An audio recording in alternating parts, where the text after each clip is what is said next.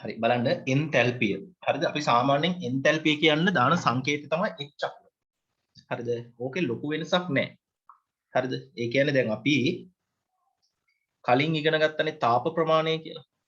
තාප ප්‍රමාණය කියන එකට අපි දැම්මේ Q කියලා. හරිද? ඒකම වෙනස් වෙනවා එන්තැල්පිය කියන වචනේ H කියලා. හරිද? ලොකු වෙනසක් නැහැ. හැබැයි මතක තියාගන්න එන්තැල්පිය කියන වචනේ තාප ප්‍රමාණය කියන වචනේත් එක්කලා වෙනස් වෙන්නේ මෙන්න මේ සිද්ධියෙන්ද. මේක තමයි මූලිකම දේ. නියත පීඩන තත්ත්වය යටතේ මනිනු ලබන තාප ප්‍රමාණයක් එන්තැල්පිය ලෙස හැඳින්වේ. දැන් අපි එදා පන්තිය කරපු වෙලාවේදී තාප ප්‍රමාණය මනින හැටි ඉගෙන ගත්තා. නේද?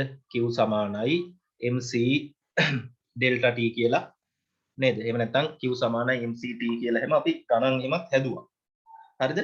ඒකෙන් මනින තාප ප්‍රමාණය තමයි මේකටත් ගන්න.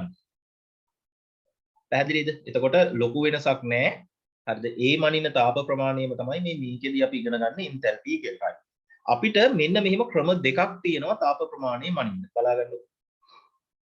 අපිට පුළුවන් මෙන්න මේ වගේ භාජනයක් අරගෙන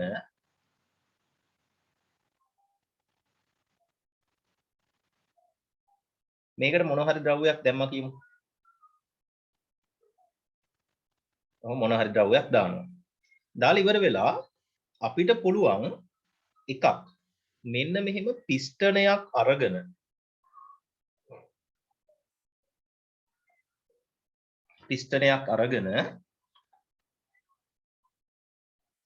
මේක වහන්න පුළුවන්. පිස්ටනයක් කියන එක ඔයාලා දන්නේ නැත්නම් ඔයාලා දන්නවා බෙහෙත් විදින්න ගන්න සිරින්ජය කටු දන්නව නේද?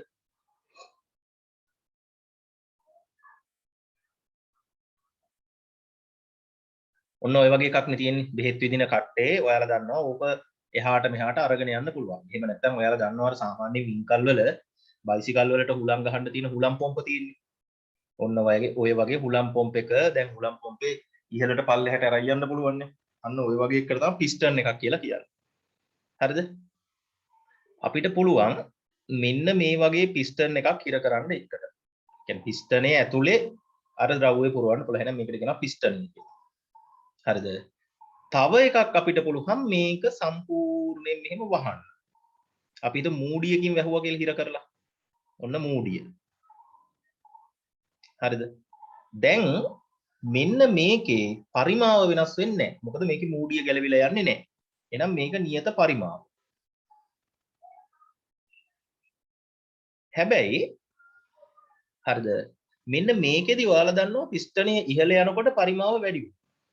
පිස්ටනය පහළට ආවොත් පරිමාව අඩු වෙනවා. එහෙනම් ඒකෙදි පරිමාව අඩු වැඩි වෙනවා.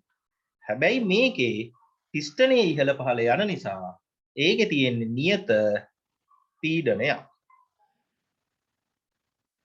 හරිද? දැන් ඉතින් අපි කරන්නේ මේක මොනවා හරි ක්‍රමයකට අපි මේක රත් කරනවා කියලා මේක පුච්චනවා. නේද? මේක පුච්චලා දාමු මේක ඇතුලේ තියෙන ටික. මේකත් පුච්චනවා. හරිද? එහෙම පුච්චලා ඉවරලා මොනවා හරි ක්‍රමයකට මේක ඇතුලට උෂ්ණත්ව මානයක් දාලා මේක ඇතුලට උෂ්ණත්ව මානයකුත් දාලා අපි ගිය සතියේ කියලා දුන්නු විදිහට මේකේ සිද්ධ වෙන උෂ්ණත්ව විපර්යාසය මයින්නවා. උෂ්ණත්වය කොතන ඉඳන් කොච්චරක් වැඩි වුණාද කියන එක මැනලා බලනවා. හරිද? අන්න එහෙම මැනලා බලලා හරිද? අපිට පුළුවන් මේකේ උෂ්ණත්ව විපර්යාසය හොයාගන්න.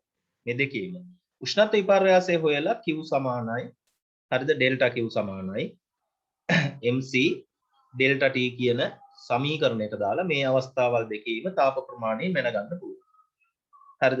එතකොට මේන්න මේ නියත පරිමාවෙදි මනින තාප ප්‍රමාණය අපි අතෑරලා දානවා. ඒ කියන්නේ පාඩමට ඒක ගන්න නැහැ. හරිද?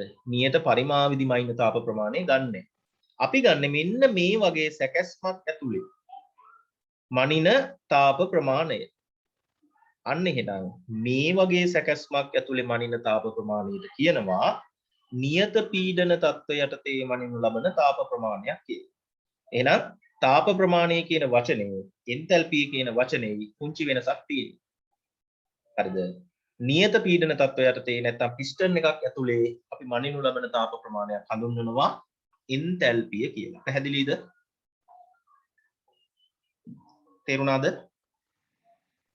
ඔව් සර්.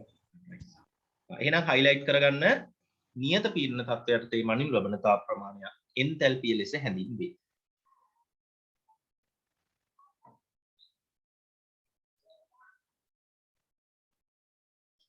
හරිද?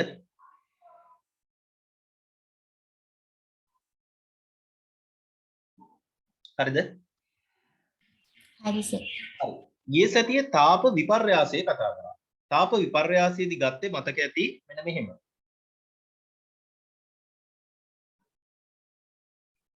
නේද? A සහ B කියලා ප්‍රතික්‍රියක දෙකක් ගත්තා. C සහ D කියලා ප්‍රතිඵල දෙකක් හැදුනා. ප්‍රතිඵලවල තාප ප්‍රමාණය ප්‍රතික්‍රියකවල තාප ප්‍රමාණය අපි අඩු කරා. හරිද? ප්‍රතිඵලවල තාප ප්‍රමාණයෙන් ප්‍රතික්‍රියකවල තාපය අඩු කරා. එහෙනම් ඒ වගේම අද අපි කරන්නේ ප්‍රතිඵලවල එන්තැල්පිය. හරිද? ප්‍රතිඵලවල එන්තැල්පිය අපි ගත්තොත් H2යි කියලා. හරිද? ප්‍රතික්‍රියකවල එන්තැල්පිය H1යි කියලා. H2කින් H1 අඩු කරපුවාම. එහෙම නැත්නම් ප්‍රතිඵලවල එන්තැල්පියෙන් ප්‍රතික්‍රියකවල එන්තැල්පිය අඩු කරපුවාම ලැබෙන පිළිතුරට අපි කියනවා එන්තැල්පි විපර්යාසය කියලා. තේරුණාද? හරි. එහෙනම් මෙන්න මේ වාක්‍යයත් highlight කරගෙන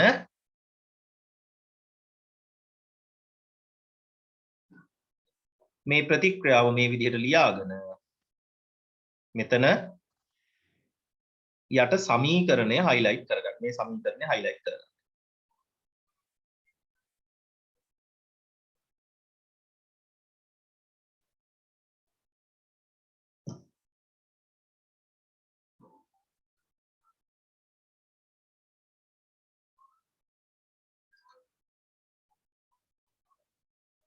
කරගෙන ඉවර නම් කියන්නේ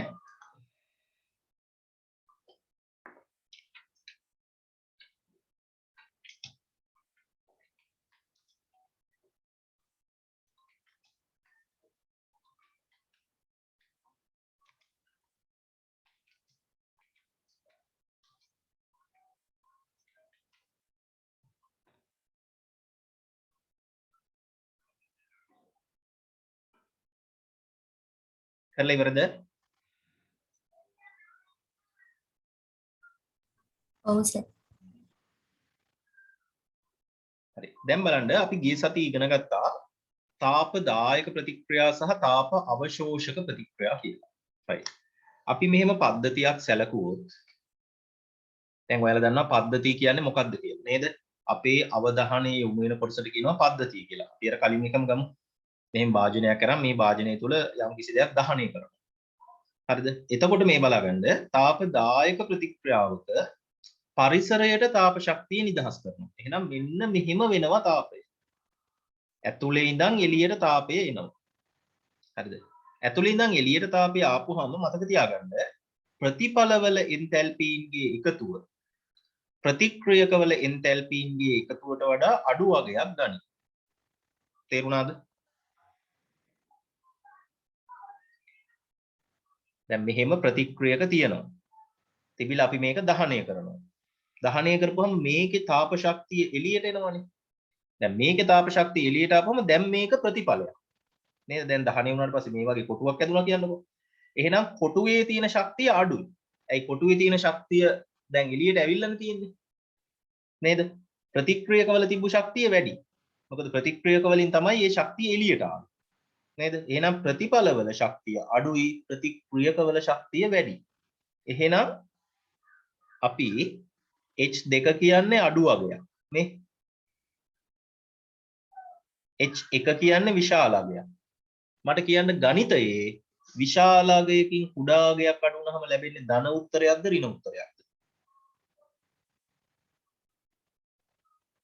ධන.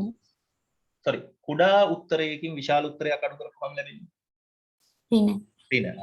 එහෙනම් ඔයාලා highlight කරගන්න තාපදායක ප්‍රතික්‍රියාවක ඩෙල්ටා H අගය ඍණ වේ. තාපදායක ප්‍රතික්‍රියාවක ඩෙල්ටා H අගය ඍණ වේ. ඒකට හේතුව තමයි ප්‍රතික්‍රියකවල තාපය අඩුයි ප්‍රතිඵලවල තාපය වැඩි. කුඩා අගයකින් විශාල අගයක් අඩු කරපුවම අපිට ලැබෙන්නේ ඍණ අගයක්. හරිද? පැහැදිලිද?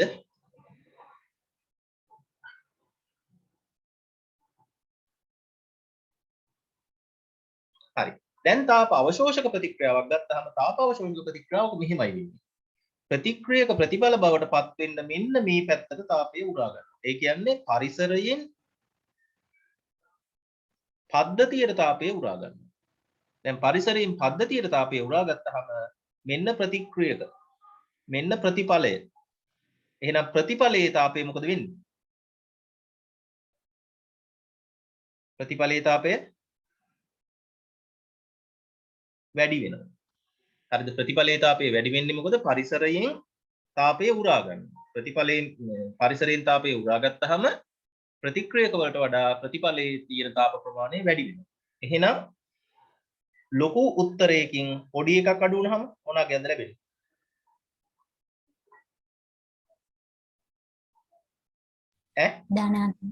ධනාත්මක. මෙන්න මෙතන වාක්‍ය වෙනස් වෙන්න ඕනේ. තාපදායක නෙමෙයි මොකද්ද? තාප අවශෝෂ. එහෙනම් හදාගන්න තාප අවශෝෂක ප්‍රතික්‍රියාවක ඩෙල්ටා H වගේ ධන වේ. ඒකල මේක highlight කරගන්න ඈ.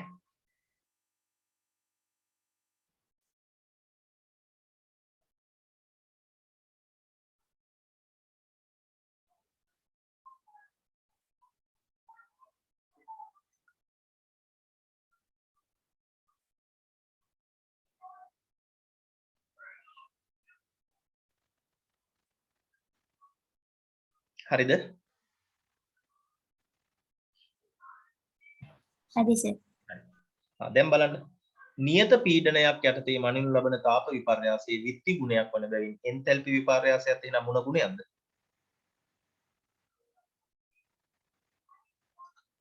විත්ති ගුණය. විත්ති ගුණයක්. හරි. එහෙනම් ඔන්න දැන් අපි ඝටනා ගුණ වලටයි විත්ති ගුණ වලටයි උදාහරණ ලියද්දි එන්තැල්පි විපර්යාසය ලීවේ නැහැ. එන්තැල්පි විපර්යාසය ලීවේ නැත්තේ අපි එදා ඒක ඉගෙන ගන්නකොට අපි එන්තැල්පි විපර්යාසය කියන්නේ මොකක්ද කියලා දන්නේ නැහැනේ. දැන් එහෙනම් අද දන්නවා එන්තැල්පි විපර්යාසය කියන්නේ මොකක්ද කියලා. හරිද? එහෙනම් එන්තැල්පි විපර්යාසය කියන්නේ මොකක්ද කියලා දන්න නිසා අද ඉගෙන ගන්නවා අපි දන්නා වූ එන්තැල්පි විපර්යාසයේ විත්ති ගුණයක් කියලා. විත්ති ගුණයක් කිව්වේ මොනවටද?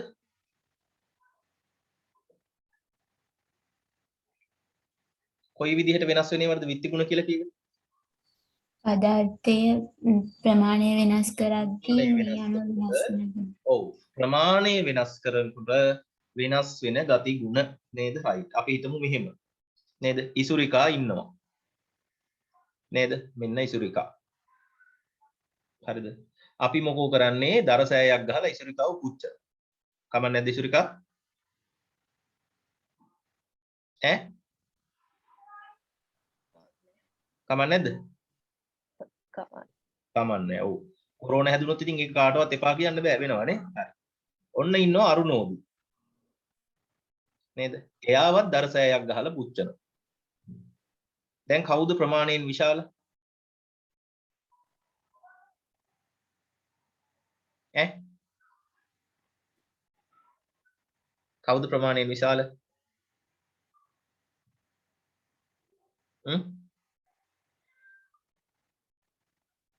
ප්‍රමාණයෙන් විශාල කවුද? රූප දෙකේ විශාල කවුද? ඈ? හරි. අරුණෝදි විශාලයි. එහෙනම් අනිවාර්යෙන්ම හරිද? ඉසුරිකාගේ ලැබෙන එන්තැල්පි වෙනසට වඩා අරුණෝදිගේ ලැබෙන එන්තැල්පි විපර්යාස මොකද වෙන්නේ? වැඩි. දැක්කද ප්‍රමාණය වැඩි වුණා. ඒත් එක්කලා එන්තැල්පි විපර්යාසයත් මොකද වුනේ? වැඩි වුණා. වැඩි වුණා. ආන් ඒ හින්දා කියනවා මොන ගුණයක් කියලාද? විත්ති ගුණය. විත්ති ගුණය. එහෙනම් highlight කරගන්න එන්තැල්පි විපර්යාසයද විත්ති ගුණයකි.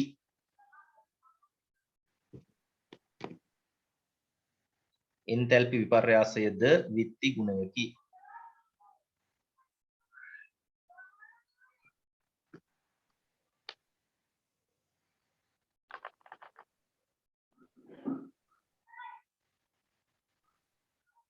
හරි නේද?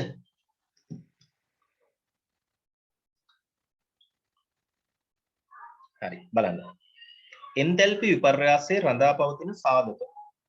දැන් මේ අපි කතා කරපු එන්තැල්පි විපර්යාසය ප්‍රමාණය මතත් රඳා පවතිනවා.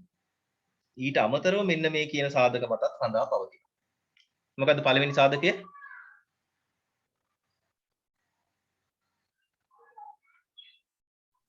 පීඩනය. පීඩනය. එහෙනම් අපි යොදලා තියෙන පීඩනය වෙනස් වුණොත් එන්තැල්පි මොකද වෙන්නේ? වෙනස් වෙනවා. වෙනස් වෙනවා. හරිද? අපි යොදලා තියෙන උෂ්ණත්වය වෙනස් වුණොත් ඒ එන්තැල්පි මොකද වෙන්නේ? වෙනස් වෙනවා. පදාර්ථ ප්‍රමාණය මත වෙනස් වෙනවා කියලා කොහොමද දැන් ඉගෙන ගත්තානේ? හතරවෙනි එක තමයි ප්‍රතික්‍රියක හා ප්‍රතිඵලවල පවතින භෞතික අවස්ථා. භෞතික අවස්ථා හතරක් ඉගෙන ගන්නවා සාමාන්‍ය රසායන විද්‍යාව. මොනවද මේ හතර? ඝන අවස්ථාව, හරි. ද්‍රව අවස්ථාව. ඝන අවස්ථාව නම් ප්‍රතික්‍රියකවල ලියද්දි මොනවද ලියන්නේ? ප්‍රතික්‍රියාවල ලියද්දි කොහොමද ලියන්නේ? මැග්නීසියම් ඝනය. එහෙම ලියන්නේ. තේරුණාද? ඊළඟ අවස්ථාව ද්‍රව අවස්ථාව. ද්‍රව අවස්ථාව. අපි ජලය ලියනවා කියමු ද්‍රව අවස්ථාවට. ලික්විඩ් කියන්නේ එල් ලකුණු දාන්න. තේරුණාද? ඊළඟට වායු අවස්ථාව. O2. ගෑස් කියන්න දාන්නේ G යක්. තේරුණාද? මේ අවස්ථාව මොකද්ද? ජලීය අවස්ථාව. right. මෙතන වරහන් ඇතුළේ ලියාගන්න ජලයේ දිය වී ඇති සංඝටක. ජලයේ දිය වී ඇති සංඝටක.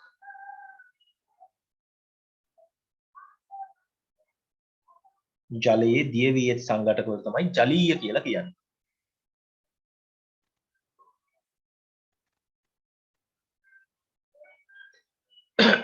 තේරුණාද?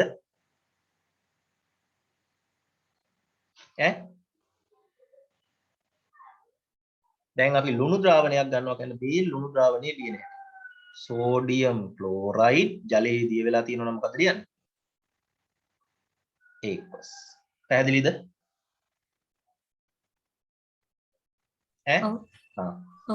ඔය උදාහරණ හතර ඉස්සරහින් ලියා ගන්න. එකකට එකක් ඉස්සරහින්.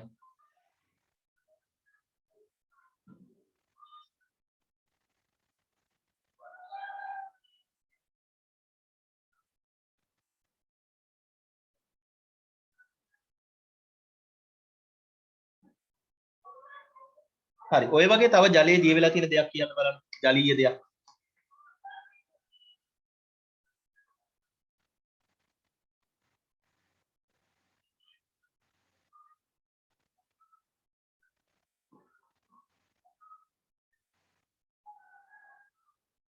තව දේවල්.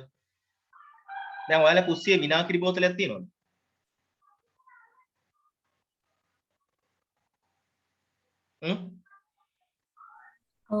කුස්සියේ තියෙන විනාකිරි බෝතලේ මොන අම්ලයේද තියෙන්නේ?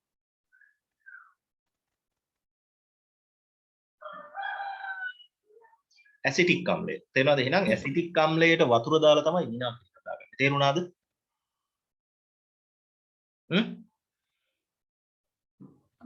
ඔය වගේ ඉතින් ඔයාලා දොඩම් ද්‍රාවණයක් ඇදුවොත් එහි බීම් එකක් ඇදුවොත් ඒ වගේ තියෙන සිට්‍රික් අම්ලය.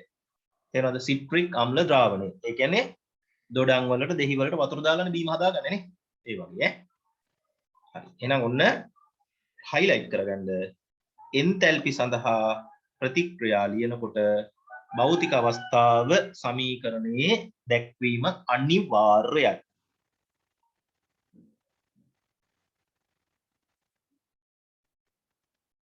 පැහැදිලිද?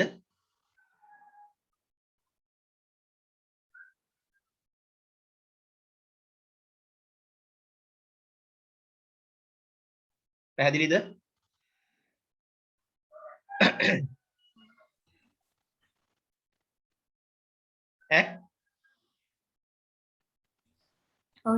ඔව්. දැන් ඕක ඔහොම කියාපුවම සමහර ළමයි මොකද කරන්නේ වැඩි? ඉතින් හැම ඒකකයකටම ඔබ ලියන්න. අපි හිතමු යකඩ ගැන ලියනවා කියලා. යකඩ බොරුවට දන්නෙත් නැහැ බේම් මෙහෙම. මෙහෙම තියෙන්න පුළුවන්ද යකඩ? වායුවක් විදිහට තියෙන්න පුළුවන්ද? බෑ. බෑ. එහෙනම් ඔහොම බොරු ලියන්න යන්න එපා. තේරුණාද? මම කිව්වේ පස්වෙනි ඒකකයට අදාළව මෙහෙම භාවිතා කරන්න කියලා විතරයි. තේරුණාද? අනිත් හැම ඒකකයකටම අදාළ ලියන ප්‍රතික්‍රියාවත් එහෙම ලියන්න යන්න ඕනේ. අපි මෙච්චර කාලයක් එහෙම ලීවද?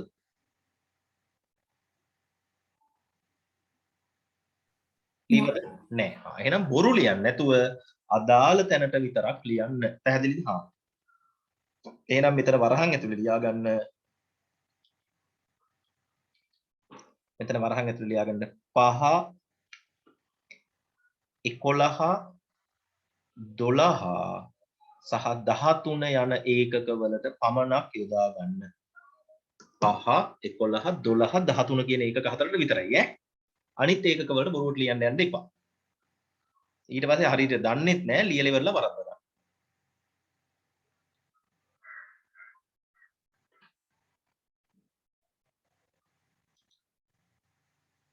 5 11 12 13 යන ඒකක සඳහා පමණක් භාවිතා කරන්න.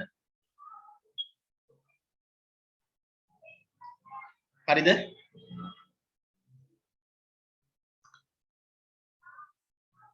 හරි. හරි. එහෙනම් දැන් මේ පාඩමේදී ලියනවද නැද්ද කියන්නකෝ අනිවාර්යෙන්. අපි කරන්නේ කීවෙනි පාඩමද?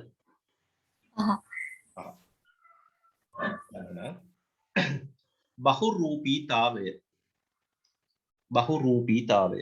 right.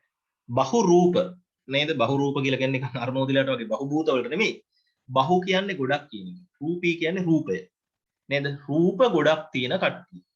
නේද? නැත්නම් රූපයෙන් වෙනස් වෙන කට්ටියට කියනවා මොනවා කියලාද? බහුරූපීතාවය කියලා බලන්න. කිසියම් මූලද්‍රව්‍යයක් සාදනු ලබන බන්ධන සංඛ්‍යාව වෙනස් කරමින් සම්බන්ධ වෙන පරමාණු සංඛ්‍යාව වෙනස් වීම හේතුවෙන් එකිනෙකට වෙනස් ආකාර කීපයක් පැවතීම බහුරූපීතාවයයි. හයිලයිට් කරන්න.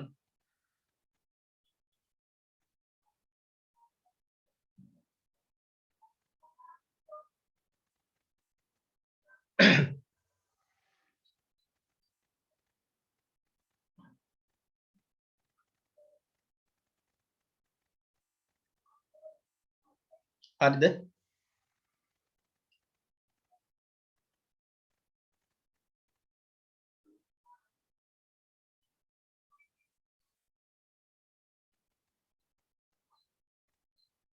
හරිද?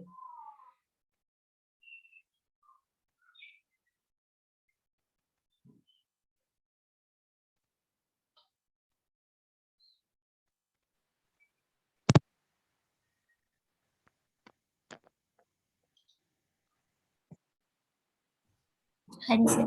හරි. බහුරූපීතාවය ඇති වෙන්න හේතු දෙකක් බලපානවා. එකක් තමයි බන්ධන සංඛ්‍යාව. එක එක්කෙනා හදන බන්ධන ගාන වෙනස් වුණොත් මොකද වෙනස් වෙන්නේ? බහුරූපීතාවය වෙනස් වෙනවා. හරිද? එක එක්කෙනා හදන පරමාණු ගාන නැත්නම් සම්බන්ධ වෙන පරමාණු ගාන වෙනස් වුණොත් මොකද වෙනස් වෙන්නේ? බහුරූපීතාව. බහුරූපීතාවය වෙනස් වෙනවා. right. ඒක මම ඔයාලට කියලා දෙන්නම්. මේක 6 වෙනි ඒකකයේදී විස්තර වශයෙන්ම ඉගෙන ගන්නවා. තේරුණාද? 6 වෙනි ඒකකයේදී විස්තර වශයෙන් ඉගෙන ගන්නවා. දැනට නිකන් නම් වශයෙන් විතරක් ඉගෙන ගන්නවා. හරිද? හරි. අහගන්න. අපි කාබන් කියන එක ගත්තොත් මේ දියමන්ති වලදී කාබන් පරමාණුවක් තවත් කාබන් පරමාණු 4ක් එක්කලා බන්ධන හදනවා. කාබන් පරමාණුවක් තවත් කීයක් එක්කලා බන්ධන හදනවද? 4ක්. දියමන්ති දැකලා තියෙනවද?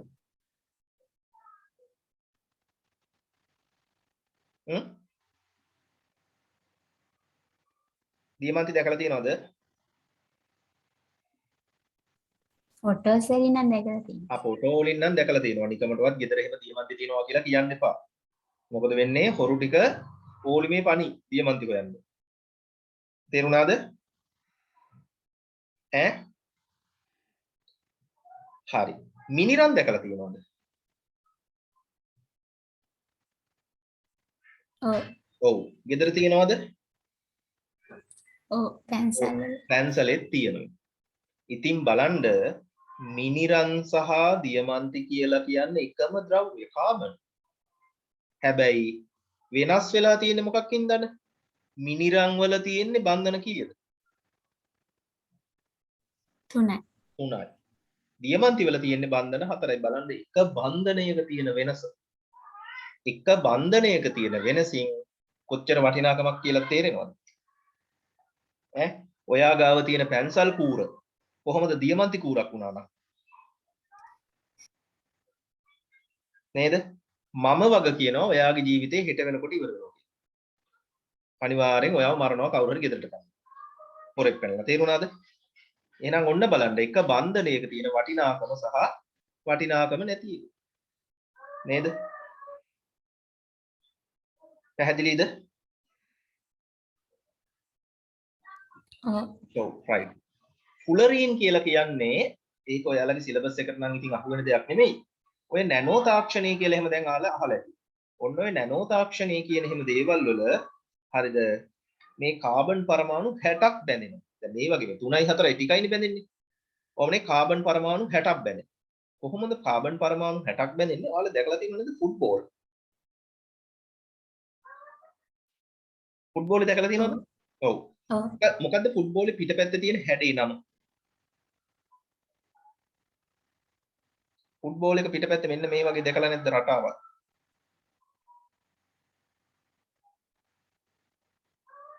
දැකලා තියෙනවා. ඔය වගේ දැකලා තින්නේ. මේකට කියන්නේ පංචාශ්‍රය කියලා. හරිද? දැන් ඔන්න ඔහොම මේ ෆුට්බෝලේ වටේටම ඔය වගේ රටාවල් තියෙනවා. තේරෙනවද? ඔන්න ඔය ෆුට්බෝලේ තියෙන රටාවල් හැම මුල්ලකම කාබන් පරමාණු ගානේ තියෙනවා. මෙතන 1යි, මෙතන 1යි, මෙතන 1යි, මෙතන 1යි ඔහොම 60ක්. 60ක් ගැන හිතන්නකෝ. ඔය 60ම මෙන්න මෙහෙම බෝලේ වගේ හැදිලා තියෙනවා. තේරුණාද? අන්නේ බෝලේ වගේ හැදිලා තියෙන එකට තමයි කියන්නේ ෆුලරීන් කියලා. පැහැදිලිද? ඔව්. ෆුලරීන් කියන්නේ. හරි. ඔය වගේ තව ඉස්සරහට කැම්පස් එකට එහෙම ගියාම ඉගෙන ගන්න තියෙනවා ග්‍රැෆීන් කියලා જાතියක්. තේරුණාද? මේ ග්‍රැෆීන් කියන එක තමයි ලෝකේ ශක්තිමත්ම ද්‍රව්‍යය. හිතන්න ඔයාලා ග්‍රැෆීන් වලින් පැන්සල් තුඩක් හැදුවා කියලා තුඩක් කියලා කියන්නේ වීරන් පූරතරම් ප්‍රමාණයට ග්‍රැෆීන් වලින් හැදුවා කියලා හිතන්න ඔහොම. ඒ කූර මෙහෙම කෙලින් තියලා මේකේ මෙන්න මෙහෙම යකඩ තැටියක් වගේ එකක් තියලා මේක උඩ අපිට පුළුවන් අරුණෝදි වගේ අලියෙක් හිටවන්න කකුල් හතරේ. ඒ අලියෙක් හිටුවත් මතක තියාගන්න මේක කැඩෙන්නේ නැහැ. මං කියන දේ පැහැදිලිද? හිතන්න ඔයාලා පැන්සල කෙලින් හිටවලා පැන්සල උඩ අලියෙක් හිටෙවුවා. අලියට පාගන්න කිව්වා කියලා. තේරෙනවද? අලියට පාගන්න කියන්නේ පොළවේ තියෙද්දි නෙමෙයි මේක මෙහෙම උඩ අතට හිටවලා උඩ හතට හිටවලා අලි කකුලක් තියලා පාගන්න කිව්වා කියලා. අලිය පෑගුවත් මේක කැඩෙන්නේ නැහැ. තේරෙනවද? දැන් ඔය සයිස් වලට යකඩ කම්බියක් එහෙම තිබුත් අපිට නමන්න බැයි. පැන්සලක් විතර මහත යකඩ කම්බියක් නමන්න බැයි.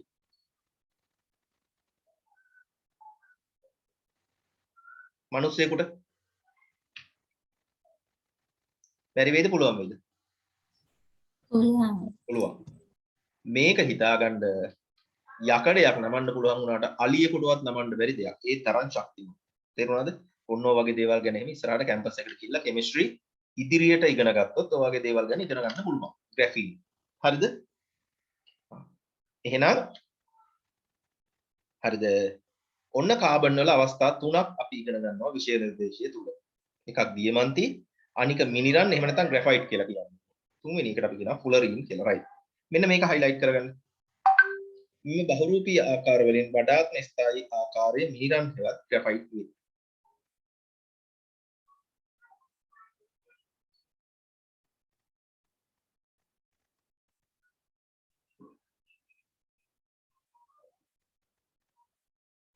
හරිද?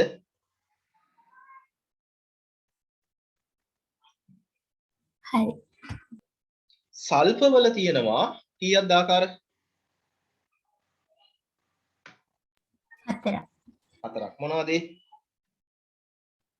රොම්බසීය, ඒකානකීය, ස්වීකාරය, කලිල. කලිල කියන වචන නම් ඇග්‍රි වලට අහලා තියෙනවද? ඔව්. ඔව්. හරි. නේද? මැටි කලිල එහෙම අහලා ඇති නේද? අහලා තියෙනවද? ඔව්. ඔව්. ඉරුසිකාගෙන ඔව් සර් අපේ ඔළුවේ තියෙනවලු. ඔළුවේ තියෙන මැටි කලිල නෙමෙයි. මැටි කලිල තියෙන්නේ පස්වල. නේද? හා එහෙනම් සල්ප දැකලා තියෙනවද?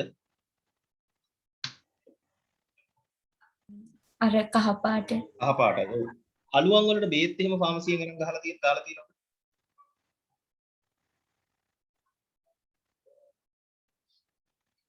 අලුහම් වලට ෆාමසියෙන් බේත් අරන් දාලා තියෙනවද? ක්‍රීම් එහෙම? ඈ? නෑ නෑ අයියෝ. ඒ කියන්නේ අලුවන් ඇවිල්ලා නැද්ද?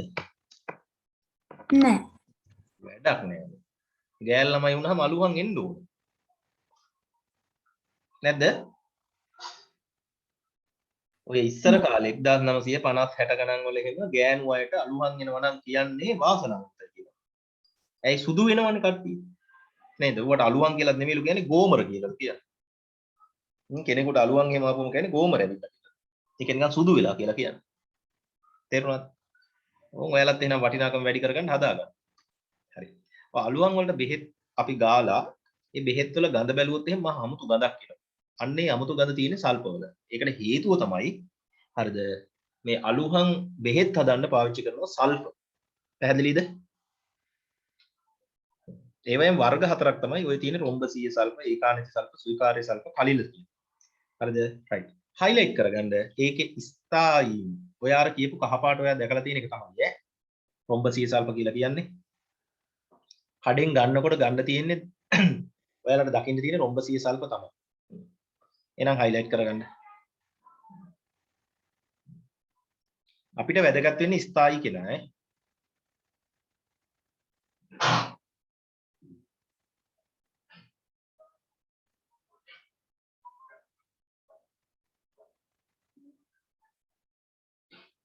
හරිද? ෆොස්ෆරස් වල කී දෙනෙක් ඉන්නවද? 3යි right. ස්ථායිම වෙන්නේ සුදු ෆොස්ෆරස් කියලා හයිලයිට් කරගන්න.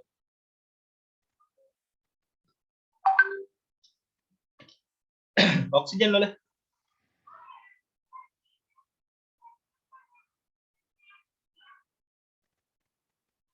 දෙකයි එකයි. ඒක දන්න ඔක්සිජන් අහලා තියෙනවා ඕසෝන් කියලා අහලා තියෙනවනේ නේ. හරි. ට්‍රයි ඔක්සිජන් කියන තැන ලියාගන්න ඕසෝන් කියලා නම. ට්‍රයි ඔක්සිජන් කියන්නේ ඔක්සිජන් පරමාණු 3ක් නිසා. ඒකට තව නමක් කියනවා ඕසෝන් කියලා. හරි. ඒකෙන් ස්ථායි වෙන්නේ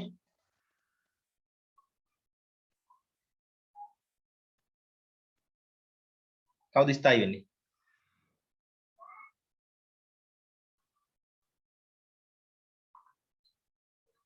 ඈ? ඩයිඔක්සිජන් ට්‍රයි ඔක්සිජන්. ඒ කියන්නේ ඔක්සිජන් පරමාණු 3ක්. හරිද? එහෙනම් අපි මේ බහුරූපී ආකාර පෙන්වන මූලද්‍රව්‍ය. දැන් බහුරූපී ආකාරය පෙන්වන මූලද්‍රව්‍ය කීයක් ඉගෙන ගත්තද? 3යි 3යි නෙමෙයි 4යි. කවුද 4? Carbon, carbon sulphur sulphur, phosphorus phosphorus, oxygen oxygen. ඔන්න ඔය 4 දෙනා මේ පාඩමට අදාළව ලියනකොට මෙහෙම ලියන්න. ඔයා කාබන් ලීවා කියන්නේ වරහන් ඇතුලේ ලියන්න ඕනේ මොකද්ද? ඔන්න තේරුණාද? ඈ? පැහැදිලිද? ඔයා සල්ප ලිව්වොත් මොකද්ද වරහන් ඇතුලේ ලියන්න ඕනේ?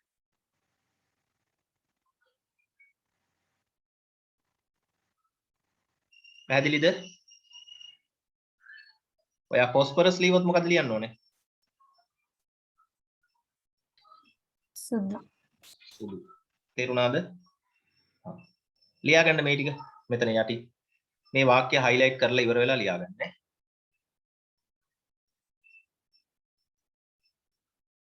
හරි.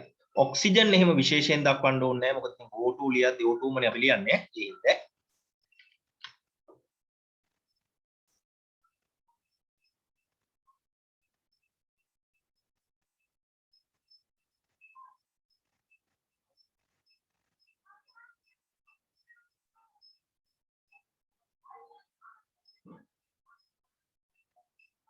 හරිද?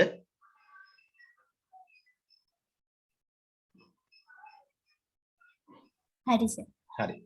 දැන් පීඩනයත් වෙනස් වෙනවා කියලා අපි ඉගෙන ගත්තානේ. අන්නේ හින්දා අපි පීඩණයට භාවිතා කරනවා එහි සම්මත අගය. මොකද සම්මත පීඩනය?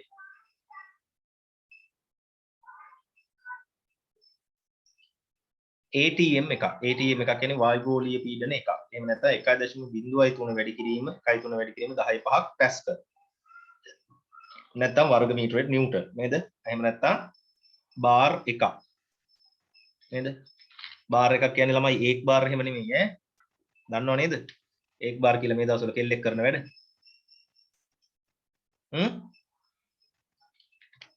දන්නවද? නෑ. අයියෝ Facebook එකේම නැද්ද ඉතින් ඔයාලා? අනේ සර්. Facebook වල ඉස්සර එකක් නැද්ද ඇත්තටම?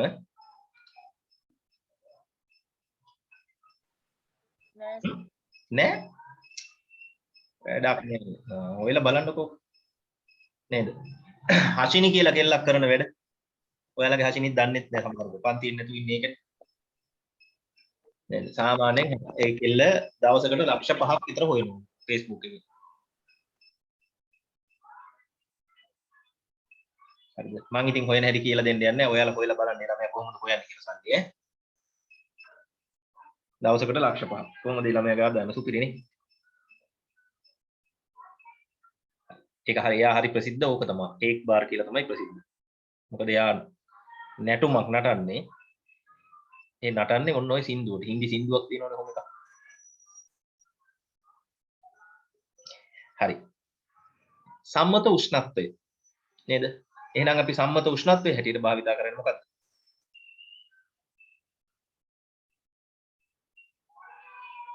සෙල්සියස් අංශක 25 එහෙම නැත්නම් කෙල්වින් වලින් නම් කීයද 295.17 හයිලයිට් කරගන්න එක.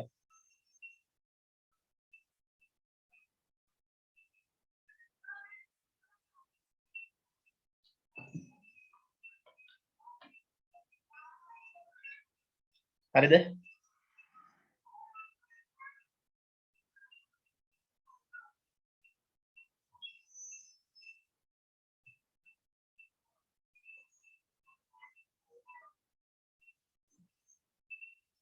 හරිද? හරි සර්. හරි. බලාගන්න මෞලික එන්තැල්පිය කියන එක. හරිද? මෞලික එන්තැල්පිය කියලා කියන්නේ එන්තැල්පිය බෙදීම මවුල ගන්න. තේරුණාද?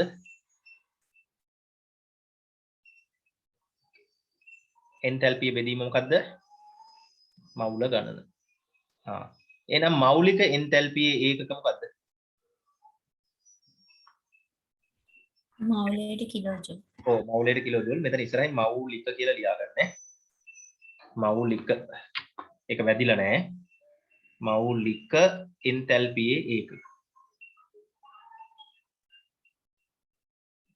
හරිද? බලන්න. මේ තියෙන්නේ එහෙනම් මවුලයකට අදාළ එන්තැල්පිය. නේද? අපි කියවනේ ප්‍රමාණය මත වෙනස් වෙනවා කියලා.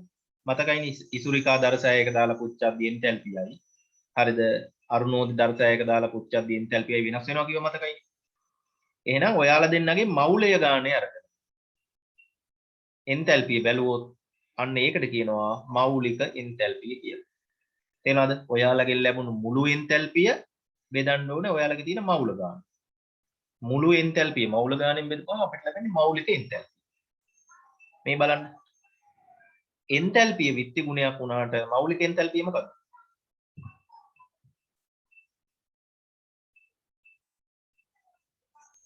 ඝටනා ගුණ. ඝටනා ගුණය. ඒකත් හයිලයිට් කරගන්න. ඔන්න මෞලික එන්තැල්පිය ප්‍රමාණය මත වෙනස් වෙන්නේ නැහැ. තේරුණාද?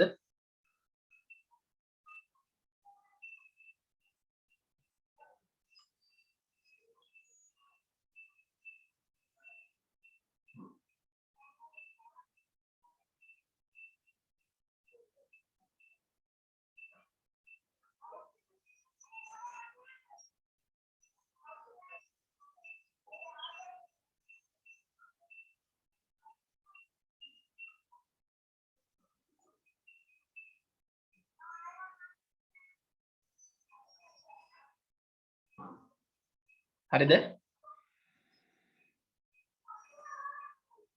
හරි. හරි. බලන්න එහෙනම් මාතෘකාව සම්මත එන්තැල්පිය. සම්මත එන්තැල්පිය.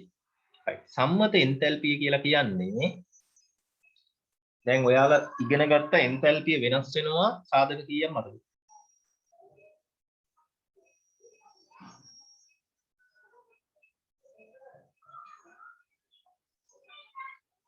එන්තැල්පි පහක්. හා කියන්නේ මොනවද? පීඩනය, උෂ්ණත්වය, පදාර්ථයේ ප්‍රමාණය, ප්‍රතික්‍රියක හා ප්‍රතිඵල පවතින භෞතික අවස්ථාව බහුරූපී ආකාරය. බහුරූපී ආකාරය. හරිද? උෂ්ණත්වය, පීඩනය, ද්‍රව්‍ය ප්‍රමාණය, භෞතික අවස්ථාව, බහුරූපී ආකාරය. right. මෙන්න මේ අසාධක පහම සම්මත තත්වයේ තියාගෙන ලියන එන්තැල්පියට කියනවා අපි මොකක් කියලාද? සම්මත එන්තැල්පිය කියලා කියනවා. එහෙනම් බලන්න. පීඩනය නම් කීයද වෙන්න ඕනේ?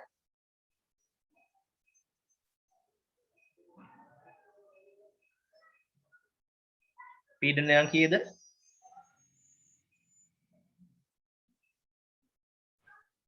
1 bar. 1 bar. හරිද? මෙන්න මේ වචනේ කපන්න නිශ්චිත උෂ්ණත්වය නිශ්චිත කියන වචනේ කපලා ලියා ගන්න 25ක් සෙල්සියස්.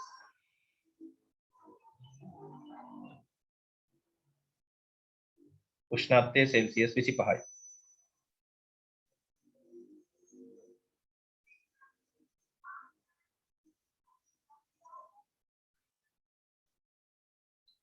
හරි මම කියන්නම් පොඩ්ඩක් ඉන්න අපි මුළු වාක්‍යයම පොඩ්ඩක් කපලා හදාගමු දෙක තව ටිකක් වෙනස් වෙන්න ඕනේ.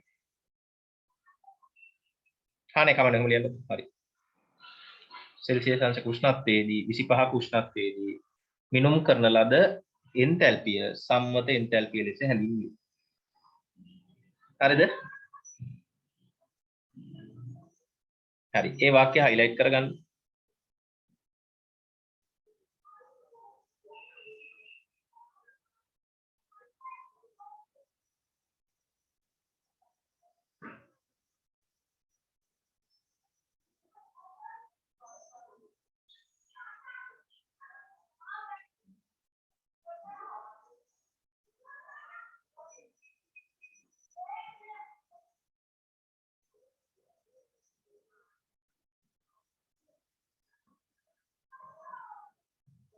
හරිද?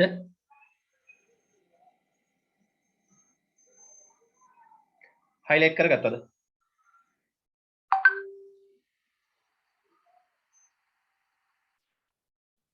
ඔව් සර්. හරි බලන්න. සම්මත තත්වයටදී කිසියම් මූලද්‍රව්‍යයක පවතින ස්ථායීම ආකාරයේදී එහි සම්මත එන්තැල්පිය ශුන්‍ය වේ. මේකත් highlight කරගන්න.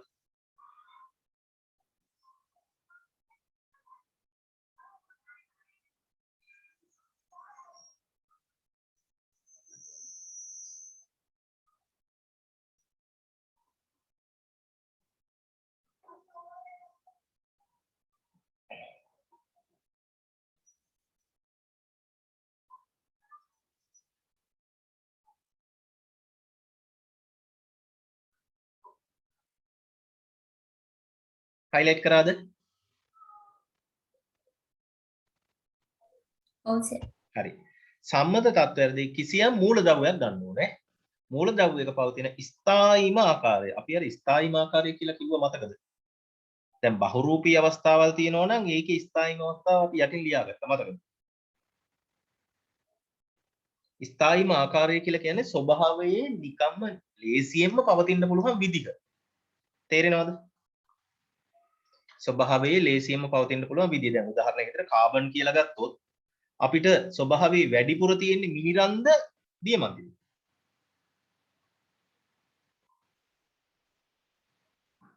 මිනිරා. මිනිරන්. දියමන්ති එහෙම ඉතින් ඒ වගේ තිබ්බනම් වටිනාකමක් තියෙයිද? නෑ දියමන්ති අඩු ප්‍රමාණයක් තියෙන හින්දාම තමයි වටිනාකම අඩු වෙලා තියෙන්නේ. තේරුණාද? එහෙනම් කාබන් ගත්තොත් ග්‍රැෆයිට්. ඔක්සිජන් ගත්තොත් ඩයිඔක්සිජන්. ඩයිඔක්සිජන්. මේ බලන්න මේ කැල්සියම් වල බහුරූපී ආකාර නැහැ. හැබැයි කැල්සියම් වල අපි ගන්නෙ මොකක් බිඳුවයි කියලා.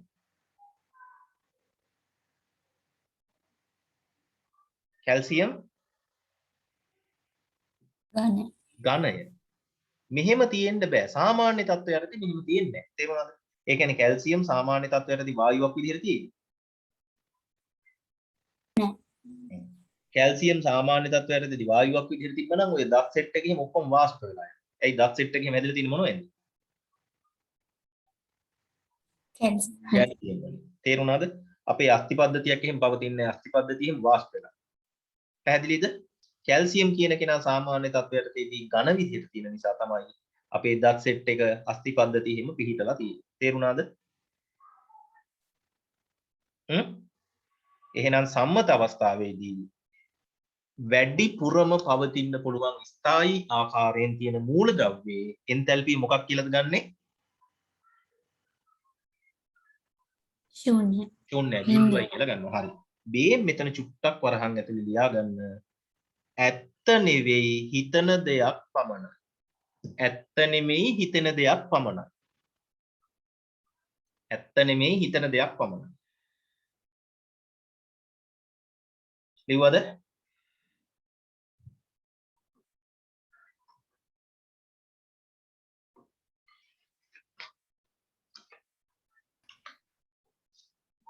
ලිව්වද? ඔව් සර්. ඇත්ත නෙමෙයි හිතන දෙයක් පමණයි කියලා කියන්නේ ඕක ඇත්තම ඇත්තද? නෑ. නෑ. ඒක අපි හිතනවා එහෙම වෙනවා කියලා. තේරුණාද? ඔන්න ඔය වගේ දේවල් වලට අපි කියන උපකල්පනය කරනවා කියලා. පැහැදිලිද? ඒක ඇත්ත නෙමෙයි. හැබැයි එහෙම වෙනවා කියලා අපි හිතනවා. තේරුණාද? ඈ? ඇත්ත නෙමෙයි. ඔව්. නේද? මම දැන් හිතන්නම් මම එහෙම උපකල්පනය කරන දෙයක්. දැන් මම හිතනවා අරුණෝදි කියන්නේ බොහෝම හොඳ ළමයෙක් කියලා. ඇත්තද ඒක? ඔව්. අපේ. ඇයි ඉතින් එහෙම කියලා ඔයාම hina වෙන්නේ?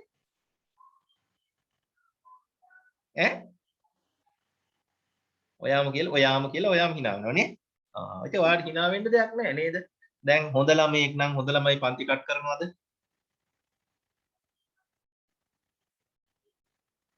ඔයාම උත්තර දෙන්නකෝ. නෑ. හොඳ ළමයි පන්ති කට් කරන්නේ. හරිද? හොඳ ළමයි ගෙදර වැඩ ගණන් එහෙම හදනවද? ඔව්. ඔව්. හොඳ ළමයි අම්මලා කියන දේවල් එහෙම අහනවද? ඔව්. ඔව්. මොකද ඒවටත් අධ්‍යාපන වැඩ පැත්තකින් තියන්නකෝ. නේද? අම්මලා කියන දේවල් එහෙම අහනවද කියද්දිත් මොකද වෙන්නේ? hina යනවා. ඇයි? හොඳ ළමයෙක් නොවෙන නිසාද? ඈ? එහෙමද? answer හොඳ ළමයෙක් නොවන නිසාද hina යන්නේ? නෑ සර් මම හොඳයි. හොඳයි. හොඳයි බලමුකෝ මම හොඳ දේ හම්බුණු දවසට පන්තියෙන් කතා කරලා කියන්නම් හොඳ දේවල්. මට ටිකක් මුණ ගැහෙන්නේ නැති නිසා මම කොහොම ඉන්නම්කෝ ඉවසලා මම ඉවසගෙන ඉන්නවා කියලා හිතාගන්න ඈ. හරිද? ඒ කියපු දේ ලොකු අර්ථයක් තේරුමක් තියෙනවා. පැහැදිලිද? ඔව්. ඔව්. right. නේද? චුට්ටක් මතක් කරන්නකො පන්තියේ මුල එහෙම නේද? දැන් පන්තියේ මුලම ආව ළමයි දෙන්නෙක් හිටියා. නේද? හොඳට එක්ක අනිත් කෙනා ඉගෙනගෙන අනිත් එක්කනා ડોක්ටර් කෙනෙක් හරි එහෙම වෙලා හොඳ තැනකට කැම්පස් ගිහිල්ලා එහෙම යයි. නේද? තමුන් ওই තත්ත්වෙන් වැඩ කරගෙන ගියොත් තමුන්ට මොකක් වෙයිද කියලා හිතලා බලන්න ටිකක් ඈ. නේද? එතකොට අර යාළුවෝ දෙන්නට එහෙම මොකද වෙන්නේ කියලා. නේද? හොඳට කල්පනාවෙන් වැඩ කරන්න ඕනේ. හරි. එහෙනම් මේ දේ අපි ඇත්තටම දෙයක් නෙවෙයි හිතන දෙයක්. නේද? දැන් ඉසුරිකා එහෙම නෑ. ඉසුරිකා එහෙම මාර හොඳයි ඈ. දැන් අර ඊයේ සතියේ තුන්ු ගණන් ටික ඔක්කොම හදලා නේද ඉසුරිකා?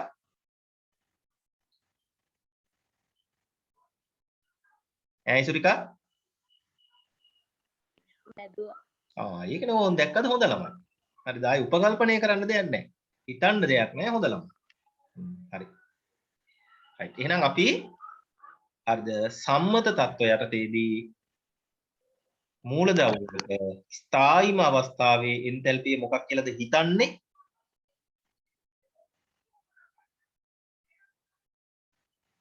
මොකක් කියලාද හිතන්නේ? කීයයි කියලා හිතන්නේ? බිඳුවයි කියලා හිතනවා. හා. එහෙනම් මට දෙන්න කියන්න මේකෙන් බිඳුව වෙන්නේ කවුද?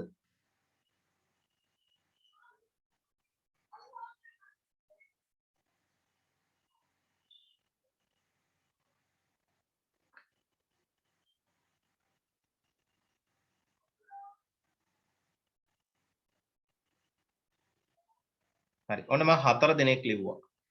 මේ 4 දෙනාගේ බිඳුව වෙන්නේ කවුද කියලා? සල්ප රොම්බසිය. සල්ප රොම්බසිය. ඇයි මේ රතු පොස්පරස්? ස්ථායි පොස්පරස් වල ස්ථායි සුදු. හොඳයිනේ පොස්පරස් වල ස්ථායි සුදු. එහෙනම් එයා බිඳුව වෙන්නේ නැහැ. තේරුණාද? පැහැදිලිද හොඳටම? ඔව්. එහෙනම් මේකත් කියන්න බලන්න මේ දෙකෙන් කවුද කියලා.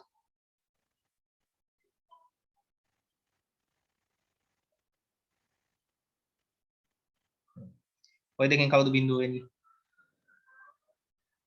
Cl2. හ්ම්? Cl2. Cl2. ඇයි මෙයා නැත්තේ? ඒක ස්ථායි අවස්ථාවනේ. ඒක මේ වායු අවස්ථාවේ ස්ථායි. ඔය වගේ ඉතින් තේරුම් ගන්න පුළුවන් වෙන්න ඕනේ. පැහැදිලිද?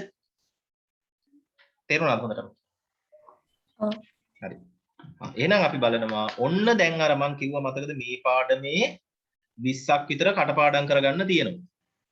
ඒ ටික කටපාඩම් කරගත්තාම හරිද? ඊට අදාළ සමීකරණ ලියන්න පුළුවන් වෙනවා. හරිද? ලියලා තියෙන සමීකරණේ මොන එන්තැල්පියද කියලා අඳුර ගන්න පුළුවන් වෙන්න ඕනේ. ඊට පස්සේ තියෙන්නේ එකතු කරන්නයි අඩු කරන්නයි. වැඩිම වුණොත් පහෙන් වැඩි කරන්න වෙයි කියලා කිව්වා නේද? මතකද පාඩමේදී කියලා දුන්න මුලින්ම? ඔන්න එහෙනම් අතෑර ගන්න එපා. මෙතන ඉඳන් හොඳට වැඩේ කරගන්න. පාඩම් කරන්න තියෙන පළවෙනි එක. හරිද? මොකද්ද මාතෘකාව? සම්මත උත්පාදනයෙන් තැන්. සම්මත උත්පාදනයෙන් තැබයි පාඩම් කරනවා කියලා මහ ලොකු දෙයක් නෑ. ඒක වාක්‍යයයි තියෙන්නේ. මොකද්ද තියෙන වාක්‍යය? සම්මත තත්ත්වය යටතේදී සංයෝගයක මවුල එකකින් එකක් එහි සංඝටක මූලද්‍රව්‍යයේ ස්ථායිම ආකාරයෙන් උත්පාදනය කිරීමේදී සිදුවන තාප විපර්යාසය. එයයි. හයිලයිට් කරගන්න එන.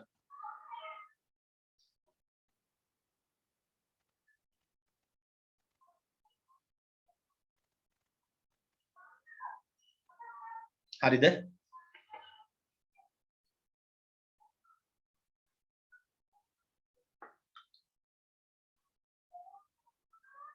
හරිද? හරි සර්. හරි අහගන්න.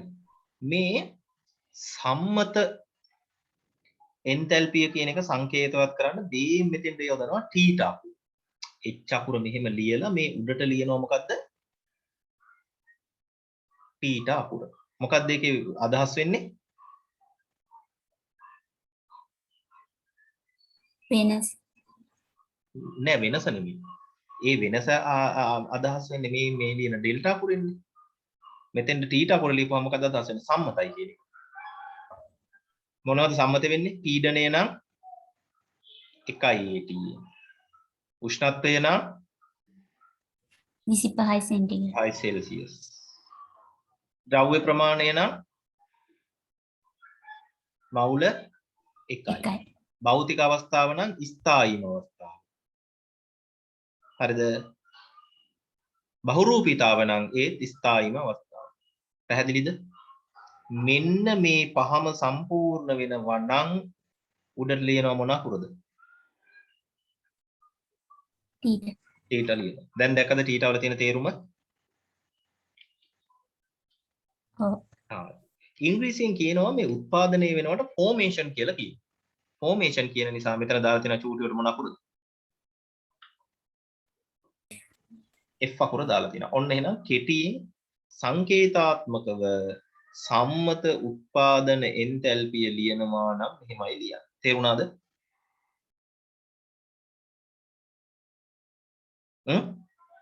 ඔව්. හරි. මෙන්න සම්මත උත්පාදන එන්තැල්පියේ තියෙන විශේෂතා මොනවද?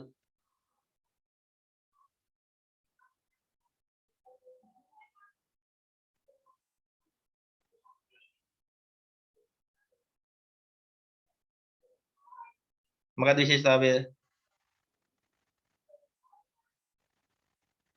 සංයෝගයක මවුල එකක්. සංයෝගයක මවුල එකයි. ප්‍රතික්‍රියාවක සංයෝගය තියෙන්නේ දකුණු පැත්තද වම් පැත්තද? හැදෙන දේ තියෙන්නේ වම් පැත්තේ. හැදෙන දේ තියෙන්නේ වම් පැත්තේද? දකුණු පැත්තේ. දකුණු පැත්තේ. හැදෙන දේ තියෙන්නේ දකුණු පැත්තේ. නේද? එහෙනම් ප්‍රතික්‍රියාවේ දකුණු පැත්තේ ඉන්න පුළුවන් කී දෙනෙක්ද?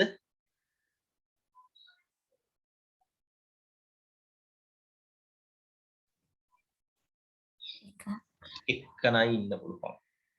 එයාගේ ඉස්සරහා තුලිත කරන්න දාන ඉලක්කමත් මොකක් විතරද වෙන්න පුළුවන්? එක. එකයි. ඒකයි මේ සංයෝගික මවුල එකක් කියලා දීලා තියෙන්නේ. තේරුණාද? වම් පැත්තේ තියෙන්න ඕනේ මොනවද?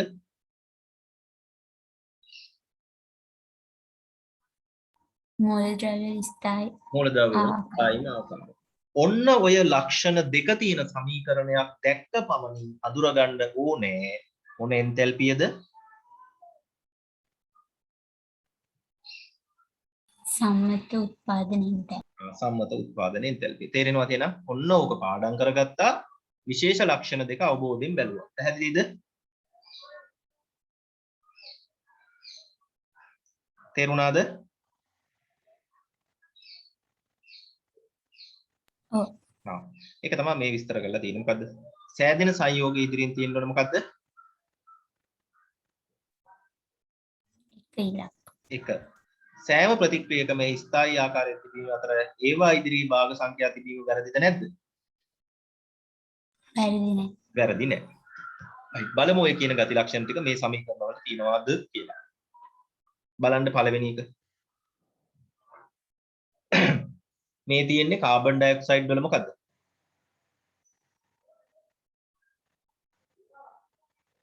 උත්පාදන එන්තැල්පියට අදාළ සමීකරණ. තේරුණාද?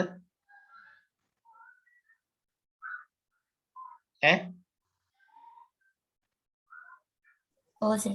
ඔව්. දැන් බලන්න මේ දකින්න සමීකරණ සියල්ලගේම දකුණු පැත්තේ තියෙන සංයෝගයක්ද බලන්න.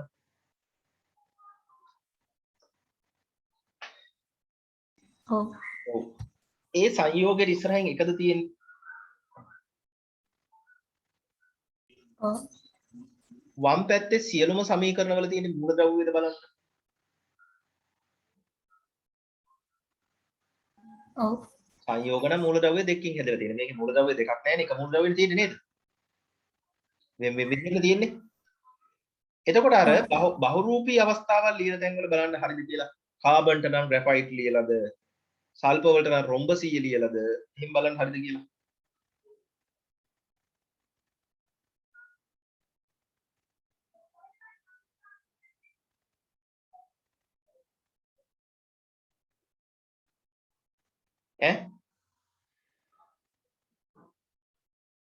ලියලා.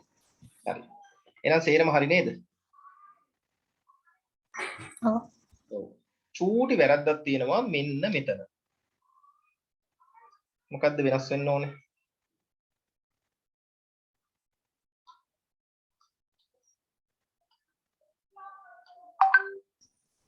මොකද්ද වෙනස් වෙන්න ඕනේ? ගෑස් G අකුරු නෙමෙයි S ඊට අකුරු. අකුර නෙමෙයි S අකුර දාන්න. එතන වැරද්ද හදාගන්න.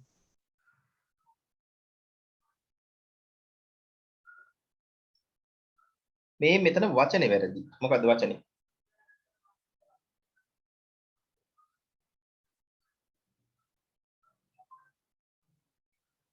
මොකද්ද වචනේ එන්න ඕනේ? අයඩයි. නෑ. බ්‍රෝමීන්. බ්‍රෝමීන් කියලා හදාගන්න. බ්‍රෝමීන් නේ. අල් නයන්න. බෝමීන් නෙමෙයි බ්‍රෝමීන් නේ. යටටත් කැලලක් එනවා.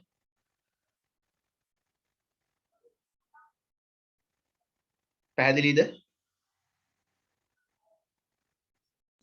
ඔව්. හරි. එහෙනම් දැන් පුළුවන් ද ප්‍රතික්‍රියාවක් අඳුරගන්න? සම්මත උත්පාදන එන්තැල්පියද කියලා? මොනවද බලන්න ඕනේ? දකුණු පැත්ත. ඔව් දකුණු පැත්තේ සංයෝගය සංයෝගයක්ද කියලා බලන්න ඕනේ. ඒකට ඉස්සරහින් එකේ ඉලක්කමද කියලා බලන්න ඕනේ. වම් පැත්තේ මොනවද? ස්ථායී ආකාරයෙන් මූලද්‍රව්‍ය ඔව් තියෙනවා. මූලද්‍රව්‍ය වලින් ස්ථායී ආකාරයේ තියෙනවද කියලා බලන්න. එහෙම තියෙනවා නම් අනිවාර්යෙන් ඒක මොකද්ද? සම්මත උත්පාදන එන්තැල්පි. බලන්න එහෙනම් සංයෝගයක උත්පාදන එන්තැල්පිය සම්මත එන්තැල්පියයි අතර තියෙන සම්බන්ධතාවය. උත්පාදන එන්තැල්පියයි සම්මත එන්තැල්පියයි අතර තියෙන සම්බන්ධතාවය. හරිද? හරි. එහෙනම් මේ සමීකරණයෙන් පෙන්වන්නේ උත්පාදන එන්තැල්පිය නේද?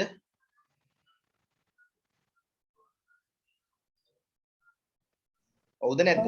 ඔව්. එහෙනම් බලන්න අපි මේ සමීකරණයට දානවා. මොකද්ද මේ සමීකරණේ විස්තර වශයෙන් කියන්නේ?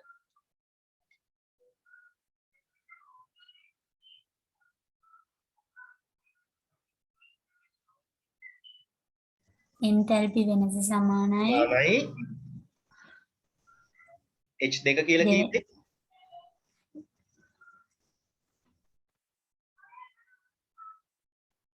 මතක නැත්තම් පෙරලලා හරි බලන්න ඕනේ. H2 කීවේ ප්‍රතිඵලවල එන්තැල්පි. ප්‍රතිඵලවල එන්තැල්පි විපර්යාසය. මේකේ ප්‍රතිඵලය කැල්සියම් ඔක්සයිඩ් නේද? ඔව්. එහෙනම් තේරෙනව නේද ඒක ගත්ත හැටි? ඔව්. ඔව් අඩු කිරීම H1 කියලා කීවේ ප්‍රතික්‍රියකවල එන්තැල්පි. ප්‍රතික්‍රියකවල එන්තැල්පිය. මේකේ ප්‍රතික්‍රියක දෙකක් තියෙනව නේද? ඔව්. මොනවද මේ දෙක?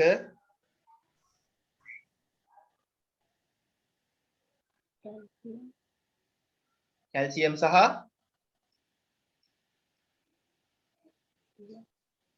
ඔක්සිජන්. ඔක්සිජන්. මතක තියාගන්න එන්තැල්පි විපර්යාසය ප්‍රමාණය මත රඳා පවතිනව නේද? ඔව්. ඒ නිසා තමයි ඔක්සිජන් ඉස්සරහට භාගයයි කියලා දැම්මේ. තේරෙනවද?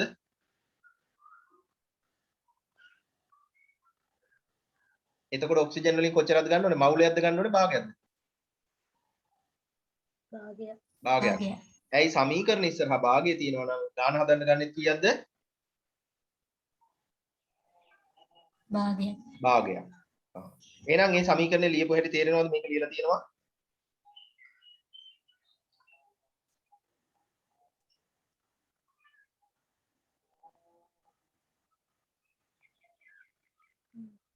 තේරෙනවද? ඔව්. දැන් එහෙනම් අපි අර පන්තියේ හොඳ ළමයි කියලා හිතාගෙන ඉන්නවා වගේ ඉන්න ළමයි ඉන්නවනේ. උපකල්පනය කරගෙන නේද? අපි කිව්වේ මූල ද්‍රව්‍යයක සම්මත අවස්ථාවේදී එන්තැල්පිය කොච්චරයිද?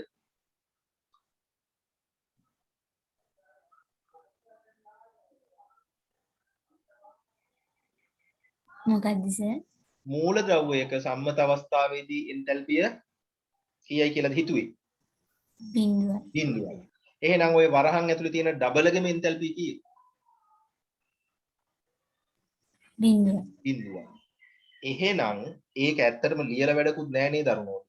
බිඳුව ලියලා වැඩක් නෑ. ඔව්. එහෙනම් කැල්සියම් වල උත්පාදන එන්තැල්පිය සමානයි මොකේද? කැල්සියම් ඔක්සයිඩ් හි උත්පාදන එන්තැල්පිය සමාන වෙනවා මොකක්ද?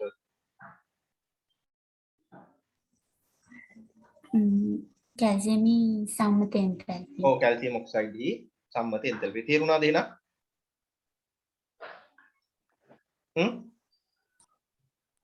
ඔව්. හරි. කොහොම ඕක මේ ඔප්පු කරන්න එහෙම එනවා විභාගෙට. නෑ. ඉතින් ඒක මතක තියාගන්න නේ. හරි. මේ වාක්‍ය highlight කරගන්න.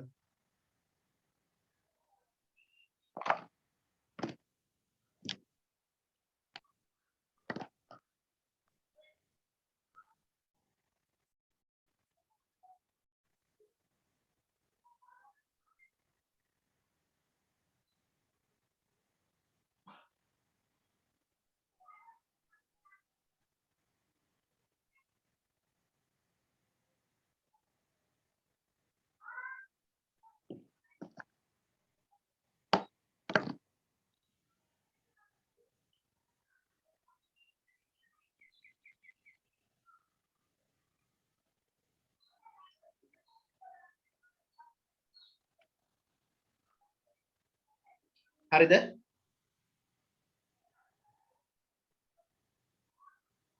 හරි. right. එහෙනම් ඔන්න අපි ඔය අගයන් ටික පාවිච්චි කරලා මේ ගාන හදනවා. හරිද?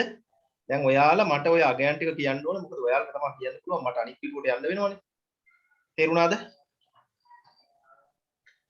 ඈ? මට හදන්න උදව් කරන්න ඈ. හරි. මම දාන සමීකරණය තමයි ඩෙල්ටා h සමානයි කොහොමද?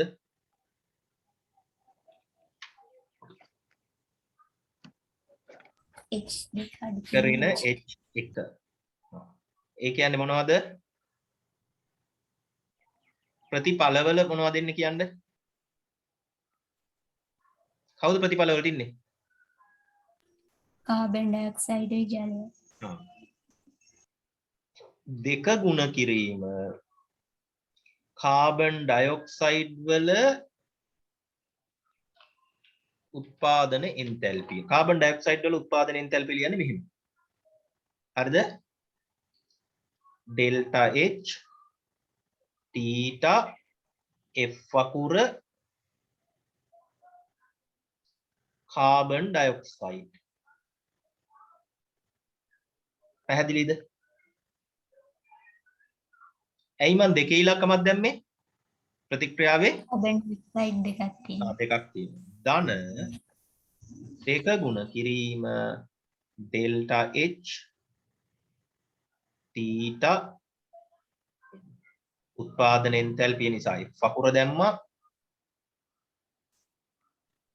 ජලය. ගෑස්. තේරුණාද? ඔව්. වැහුවා වරහන. දැන්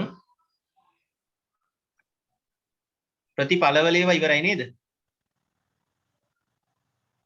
ඔව්. දැන් ගන්නවා ප්‍රතික්‍රියකවල ඒවා. මොනවද ප්‍රතික්‍රියකවලට තියෙන්නේ උතන?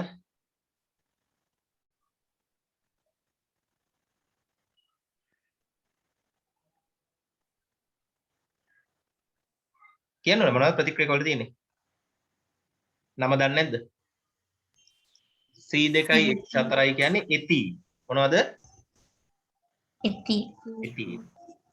ඩෙල්ටා H තීටා F C2යි H4යි ගෑස්. එකතු කිරීම තුන වැඩි කිරීම මොකද? Delta H theta oxygen. Oxygen. තේරුණාද?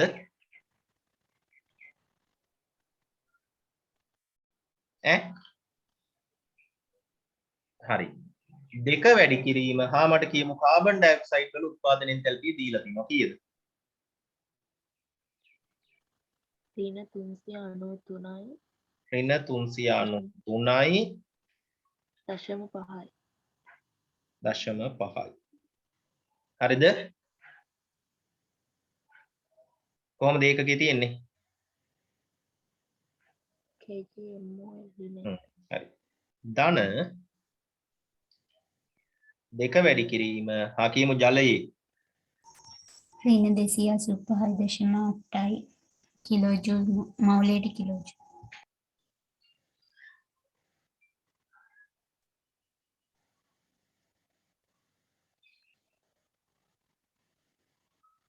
කියන්න මේක එතීන් වල ඍණ 52.3 මෝල් කිලෝ. ඔක්සිජන් වලත් කියන්න.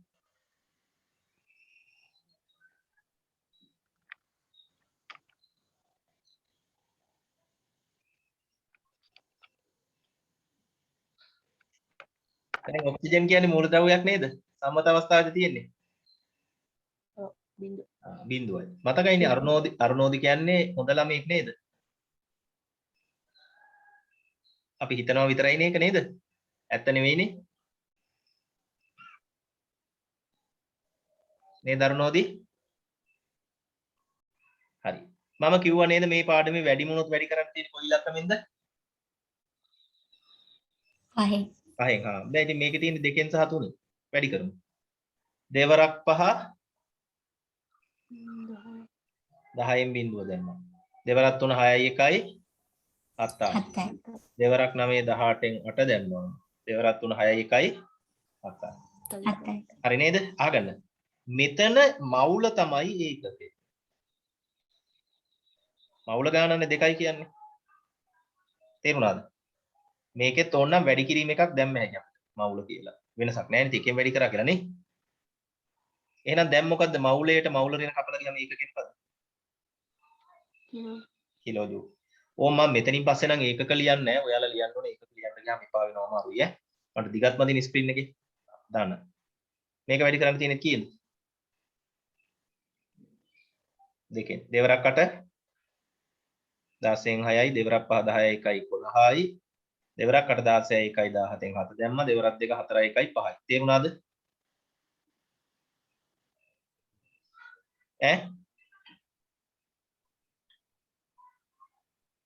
හරිද මම? එතකොට රිනේ නැද්ද? ඒක තමයි මම හොඳ වැරද්දක් කරලා නේද? මෙතෙන්ට එන්න ඕනේ මොකද්ද? ඍණ. රින. මෙතෙන්ටත් එන්න ඕනේ මොකද්ද? රින. රින. ඒ කරලා දානිලා. එතන දනවා. පැහැදිලිද? අඩු කිරීම. ඔව් සර්. මෙතන ආයෙ වැඩි කරන්න එකෙන් වැඩි කරා කියලා වෙනසක් ආවද?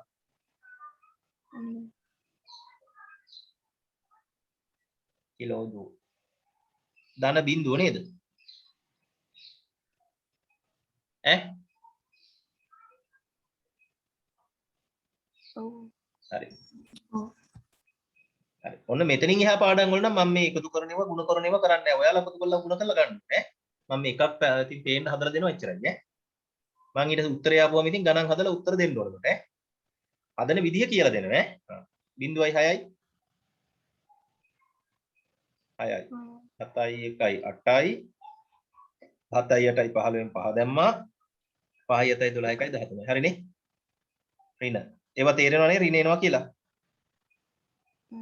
ඔව් රිනයි මොකද වෙන්නේ ධන 52.3යි කිලෝ ජූල් මේ දෙකෙන් උත්තරේ ගන්න දන්නවද අඩු කරන්න තියෙන්නේ අඩු කරලා ලොකු එකේ ලකුණ මොකද්ද ලොකු එකේ ලකුණ රින. රින එහෙනම් අඩු කරමු 6න් 3ක් 3යි 8න් 2ක් 6යි 5න් 5 බිඳුවයි 13 එහෙමමයි නේ කිලෝ ජූල් තේරුණාද හදපු විදිය හරි හදාගන්න ඉතින් ඕම් ඔය වගේ තමයි ගණන් හදන්න තියෙන්නේ මේ පාඩේ හරිම ලේසි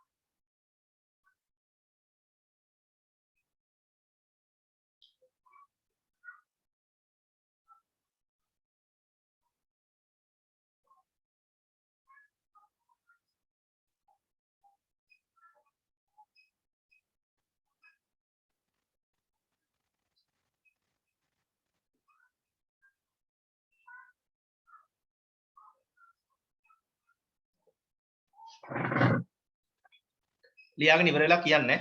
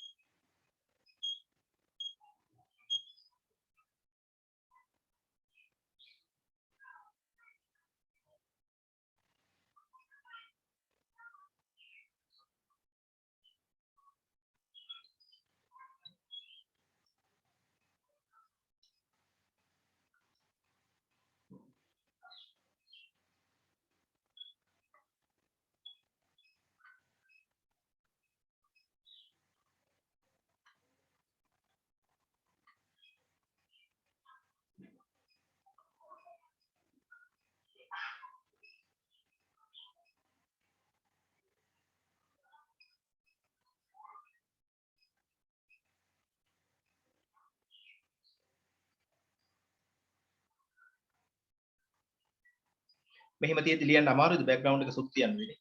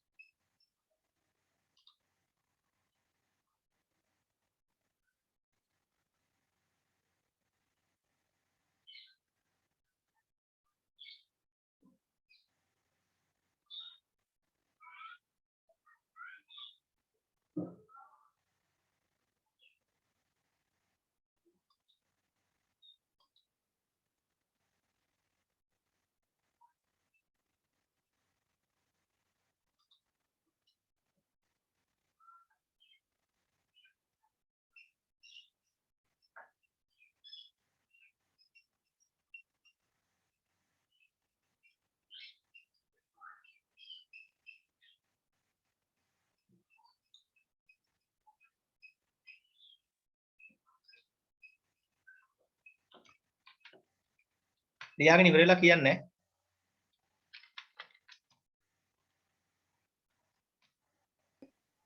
ඉවරයි සර්.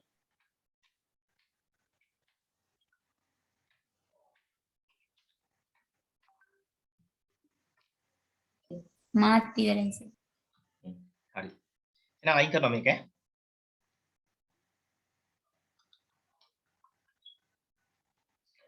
හරි බලන්න දැන් සම්මත දහන එන්තැල්පිය. ඔන්න දෙවෙනි එක. දැන් අමාරුද පාඩම් කරන්න ගොඩක් නැහැනේ පුළුවන් නේද? හරි. දහනයට අපි ඉංග්‍රීසියෙන් කියනවා කම්බෂන් කියලා. එහෙනම් ඒකට දාන අකුර මොකද්ද? C. C. දැන් බලන්න සම්මත තත්ත්වයටදී සංයෝගයක හෝ මූලද්‍රව්‍යයක මවුලයක්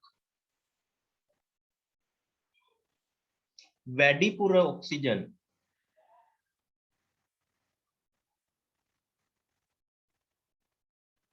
ප්‍රමාණයක් තුල දහනය කරන විට සිදුවන තාප විපර්යාසය සම්මත දහන තාප එන්තැල්පිය වේ. හරිද? හරි. එන හයිලයිට් කරගන්න පාඩම් කරන්න ඕනේ දෙවෙනි එක.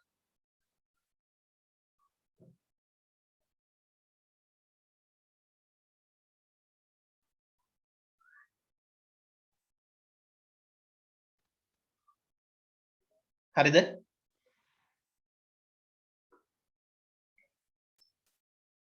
හරි. එහෙනම් මේකේ වම් පැත්තේද දකුණු පැත්තේද එක තියෙන්න ඕන කියන්නේ?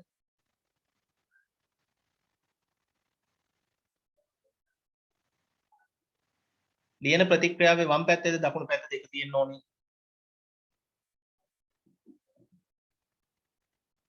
ඈ දකුණු. සම්මත තත්ත්වයටදී සංයෝගයක් හෝ මූලද්‍රව්‍යයක් වැඩිපුර ඔක්සිජන් ප්‍රමාණයක් එක්කලා සංයෝගයක් හරි මූලද්‍රව්‍යයක් හරි වැඩිපුර ඔක්සිජන් ප්‍රමාණයක් එක්කලා ප්‍රතික්‍රියා කරනවා. එතකොට දකුණු පැත්තේ දෙක තියෙන්න ඕනේ.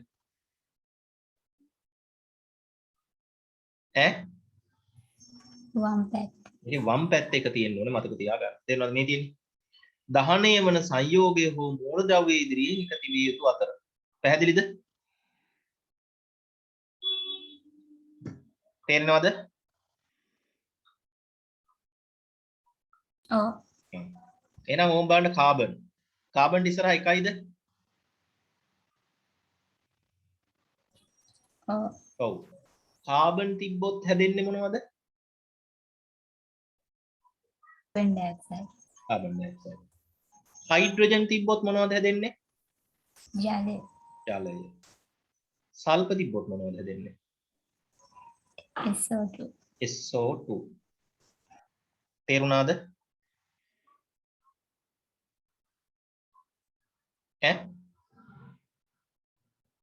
ඔව්. හරි. දැන් සම්මත උත්පාදනවල එන්තැල්පි වල ලියපු පළවෙනි උදාහරණය බලන්න ඔහොම පොත කරලා. සම්මත උත්පාදන එන්තැල්පි වලට ලියපු පළවෙනි උදාහරණය.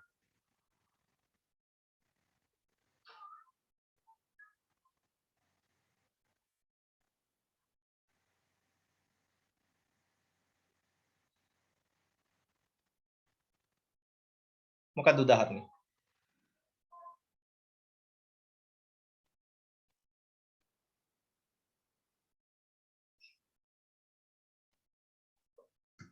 දැන් බැලුවද ඔයාලා පෙරලලා?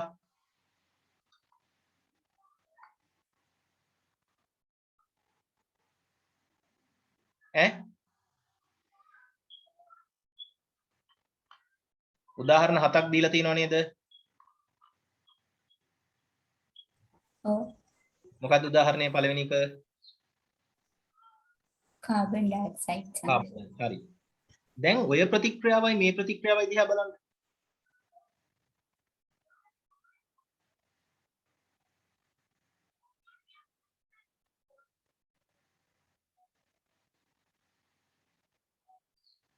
ඔය ප්‍රතික්‍රියාවයි මේ ප්‍රතික්‍රියාවයි දිහා බලන්න.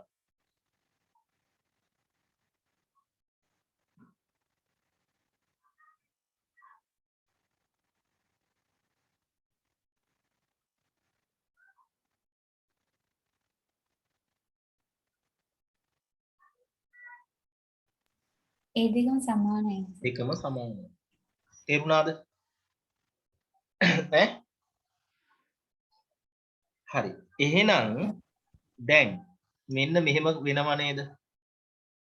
එක්කෙනෙක් ඉන්නවා. හරිද?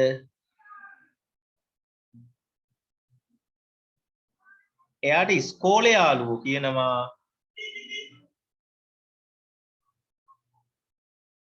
නැද්ද? කියනවද නැද්ද? ඈ? කියනවද නැද්ද? නෑ. එහෙනම් මෙහෙම කියනවද නැද්ද? අනේ සර් මම මහත නෑ. මම දැන් ඔයාට නෙමෙයි කිව්වේ. ඉතින් මම කියනවද නැද්ද කියලා. දැන් ඔයා බලෙන් උත්තර දෙනවනේ. එයාට එහෙනම් ඉස්කෝලේ යාළුවෝ කියනවලු බතලි. right. මම කියන්නේ අරුණෝදි කියලා. දැන් බලන්න. මේ එකම ළමයා නේද දෙවිදිහකට හඳුන්වන්නේ. ඈ? ඉස්කෝලේ යාළුවෝ බතලි කියනවා මම කියනවා අරුණෝදි කියලා. නේද? එකම ළමයා. එහෙනම් එකම ප්‍රතික්‍රියාව. කාබන් ගැන හිතලා කිව්වොත් මොන ප්‍රතික්‍රියාවද? මොන එන්තැල්පියද?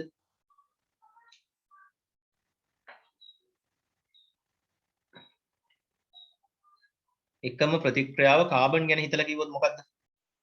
දැන් ඉගෙන ගන්න මාතෘකාව මොකද්ද? දහන එන්තැල්පි. කාබන් වල දහන එන්තැල්පි. කාබන් ඩයොක්සයිඩ් ගැන හිතලා කිව්වොත් මොකද්ද?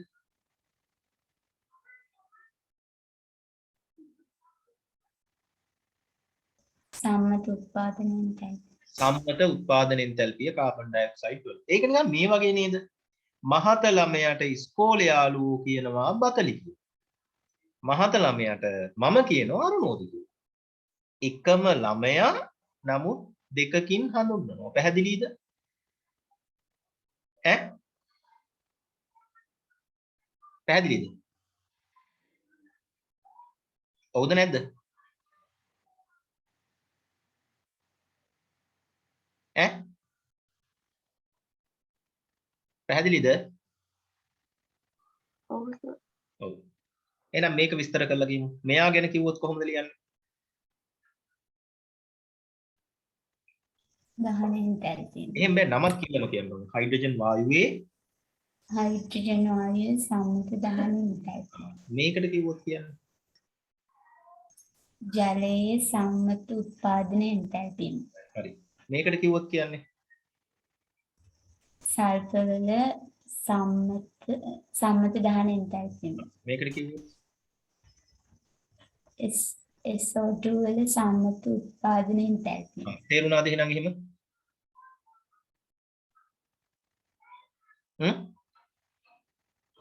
ඔව්. හරි. දැන් වම් පැත්තේ තියෙන ඒවාට එකයි නේද තිබ්බේ?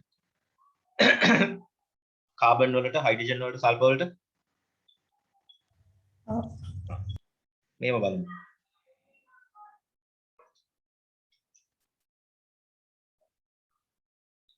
මීතේන් කියනවා මේකට. නම දන්නේ නැත්නම් ලියාගන්න මීතේන්.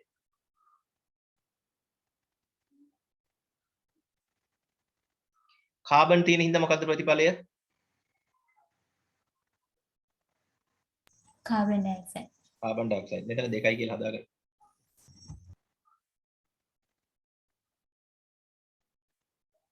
හයිඩ්‍රජන් තිබ්බනම් මොකද ප්‍රතිඵලය? ජලය. ජලය. තුලිත වෙන්න නම් මෙතන කීයක් ඕනද? 2ක්. 2ක් දාන්න ඉස්සරහට.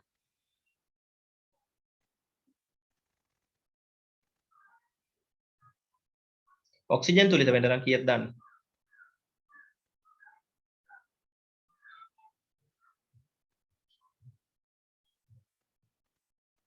තුලිතයි නේද සර්? තුලිත නැහැ.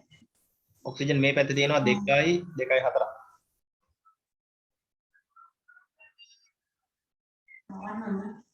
කීයක් දාන්න? 2ක්. 2යි. ලියා ගන්න ඒ අඩුපාඩු එක.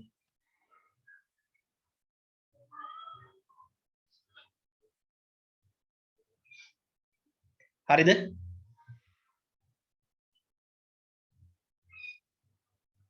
හරි. කාබන් තියෙන නිසා මොකද්ද? Carbon dioxide. Carbon dioxide. කීයක් දෙන්න ඕනේ? 2ක්. 2ක්. හයිඩ්‍රජන් තියෙන නිසා ජලය. කීයක්ද? 3ක්. දැන් ඔක්සිජන් තුලිත කරන්න.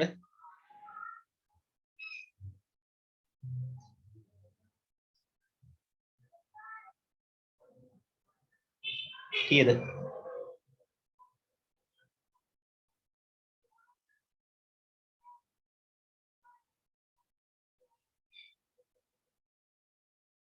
කීයද?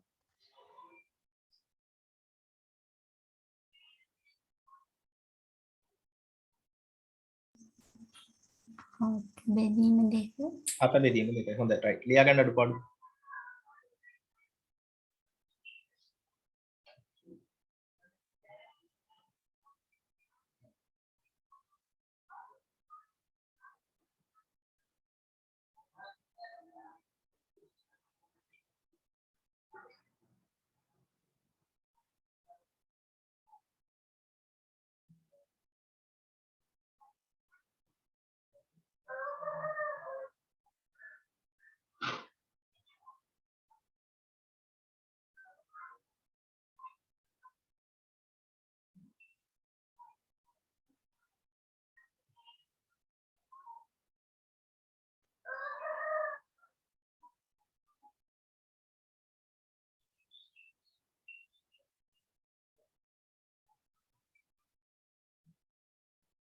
හරිද?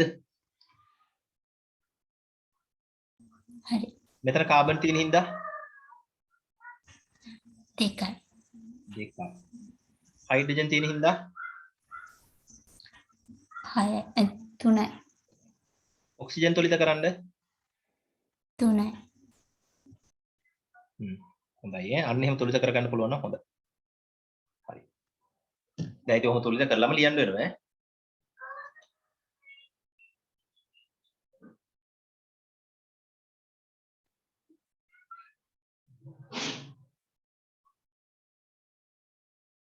හරි නේද?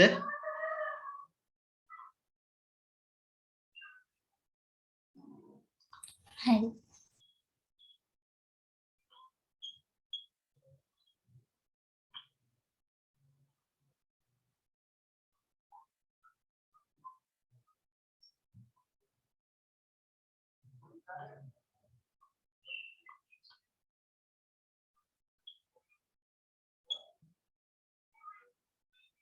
හරි.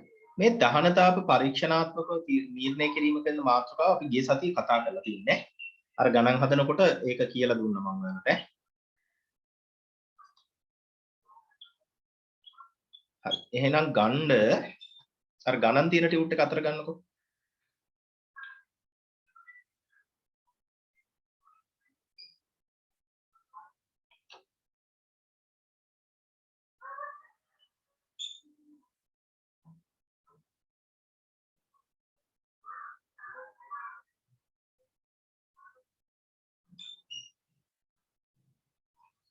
හරිද?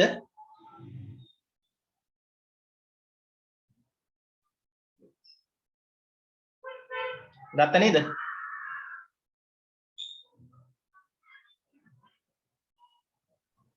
ඔව් සර්. හරි. පළවෙනි ගාන හදලා ඉවර කරලා තියෙන අපි. රයිට් ගන්න දෙවෙනි ගාන.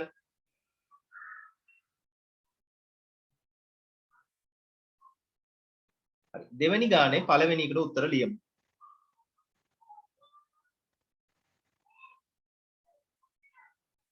හරි. ලියමු එහෙනම්. ඔන්න සංයෝගයක් ලියන හැටි ඈ.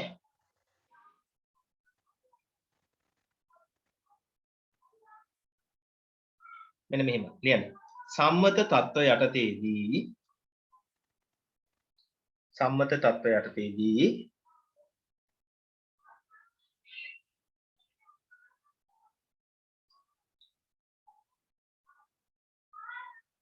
හරි. දැන් මේ වචන දෙක ලියන්නේ මොකද්ද ලියන්න උතේ?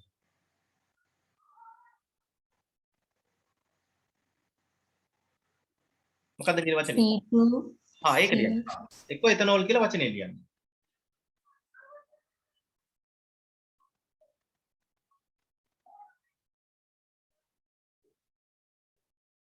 ඊට පස්සේ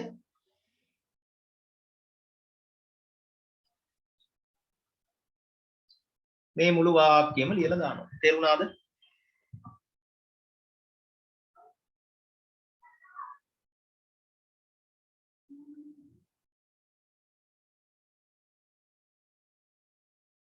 ඈ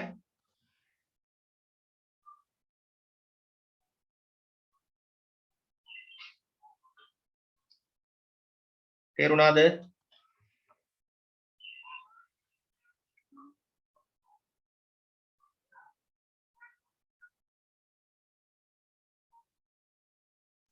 සර් ඒකේ සම්මත උත්පාදනයෙන් තල්පියම නේද අහන්නේ?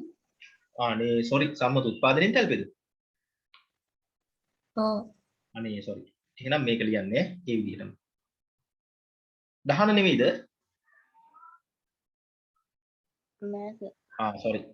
එහෙනම් මේක ලියන්නේ කොහොමද? මේ ටික ලිව්වා. සංයෝගයක් කියලා ලියන්නේ කොහොමද ලියන්නේ? එතනෝ. එතනෝල් මවුල එකක් එහි සණ්ඩක් දාටක මූලද්‍රව්‍ය වල ස්ථායීම ආකාරයෙන් උත්පාදනය කිරීමේ සිදුවන තාපි පරස. පුළුවන්ද?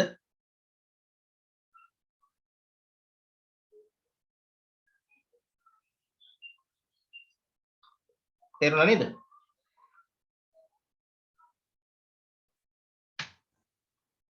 හරි. ලියන්න එහෙනම් ඒක පුළුවන්. ඔවුනේ උත්පාදනයෙන් තැල්පිය තමයි අහලා තින්නේ. දහනෙන් තැල්පිය.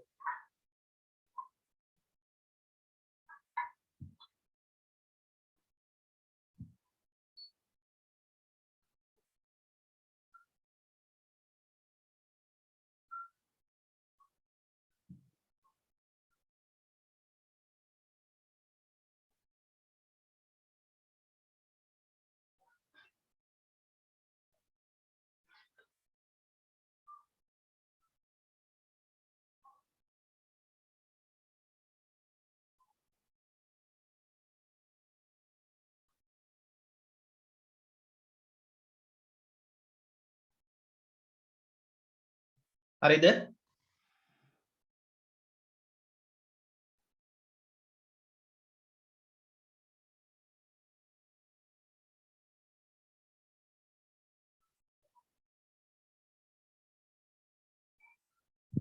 හරි සර්.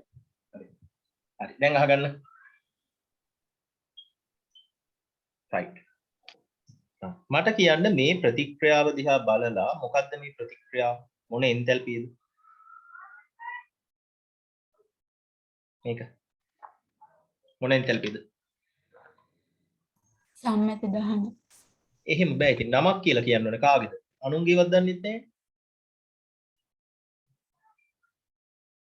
කාගේද දහන? ඈ? කාබන්. කාබන් වල.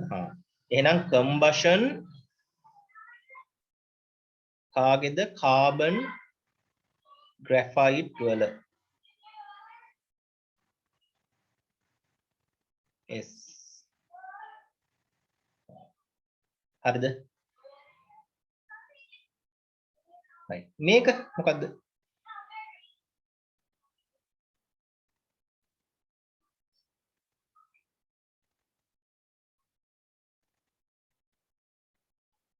උත්පාදන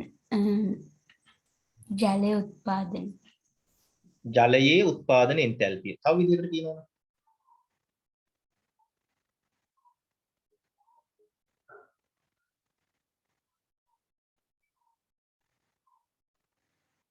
තව විදිහකට කියනවනම්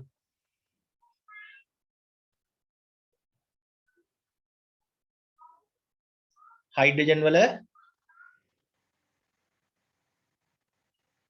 දහන එන්තැල්පිය දහන එන්තැල්පිය. මේක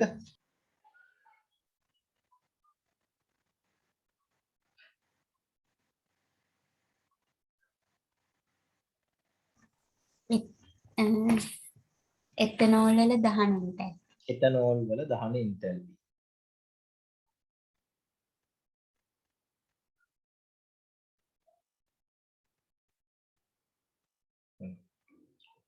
හරි. තේරුණාද? රයිට්. ඔයාලගේ ටියුට් එකේ මම මෙන්න මේ නිල් පාටෙන් ලියපු ඉස්සරහින් සමාන දාලා ලියා ගන්න.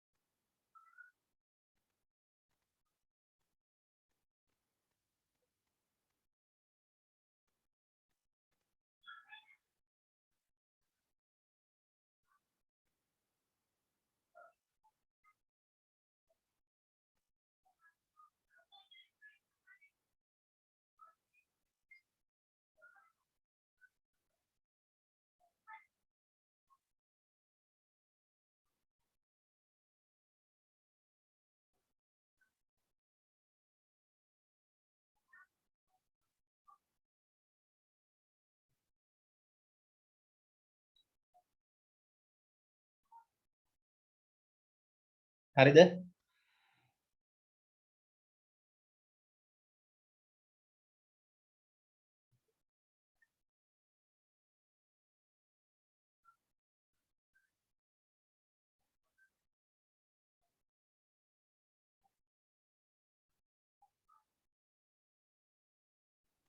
හරි සර්.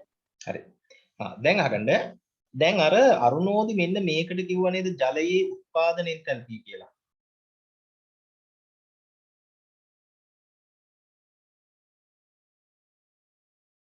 ඔව්ද නැද්ද කියන්නේ ඉතින්? කීවා එහෙම කියද්දි මම කිව්වා නේද වෙන වචනකින් කියන්න කියලා. ඇයි මං එහෙම කිව්වේ? මේ එන්තැල්පි තුනම මොකෙන් ගන්නද? දහන එන්තැල්පිය ඔව් සමාන එකකින් ගන්න. ඒ කියන්නේ හැම එකක්ම දහන එන්තැල්පි වලින් ගන්න. තේරුණාද? ඒ මොකක් කරන්නද?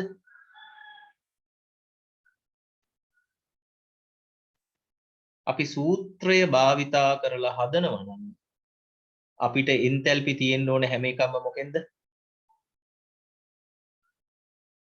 එකම වර්ගයේ එකම වර්ගයට. ලියා ගන්න එහෙනම් මේ වාක්‍යය. එකම වර්ගයේ එන්තැල්පි පවතිනවා නම් සූත්‍රය භාවිතා කරලා හදන්න පුළුවන්.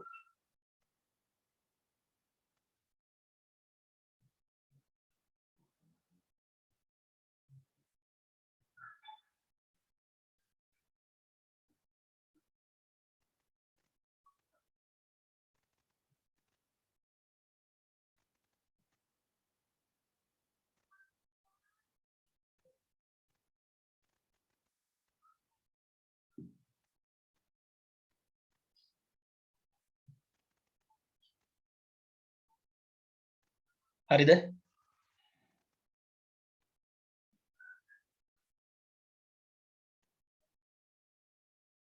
හරිද දැන් එතනෝල් වල සම්මත උත්පාදනය දෙවෙනි කරන්න යන්නේ. එතනෝල් වල සම්මත උත්පාදන එන්තැල්පියට අදාළ සූත්‍රය කියන්නේ. සූත්‍රය කියන්නේ සමීකරණ ලියන්න පුළුවන්ද ඔයාලට? උත්පාදන එන්තැල්පිය නම් දකුණු පැත්තේ එතනෝ එතනෝල් වෙන්න ඕනේ.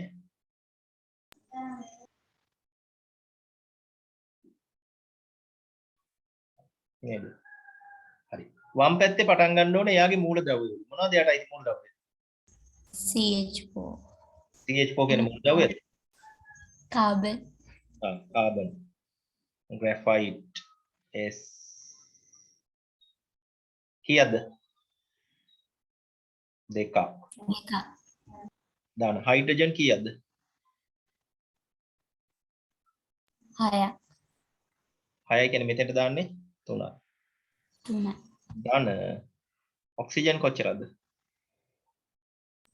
භාගයක් භාගයක්. තේරුණාද? ඔව් හරි. සූත්‍රේ දාලා අර ඉස්සරලා මම ගත්තා වගේ හදලා ගන්න පුළුවන්ද? මතකද මම එකක් හදලා දුන්නා ලොකුවට දිගට. ප්‍රතිඵල වලින් ප්‍රතික්‍රියක වලින් වඩු කරලා. ඔව් රයිට් හදලා ගන්න බලන්න හරියට. ධන ඍණ එහෙම හරියට සැලකිලිමත් වෙලා හදන්න ඕනේ.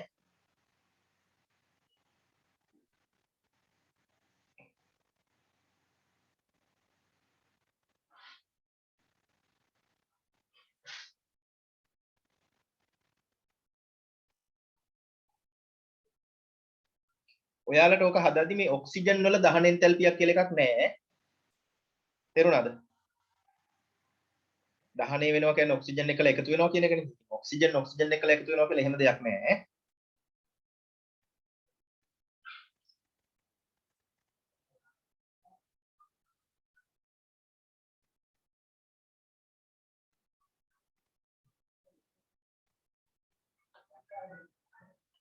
හදන්න බැයි නම් කියන්න මම හදන්න කියලා දෙන්නේ.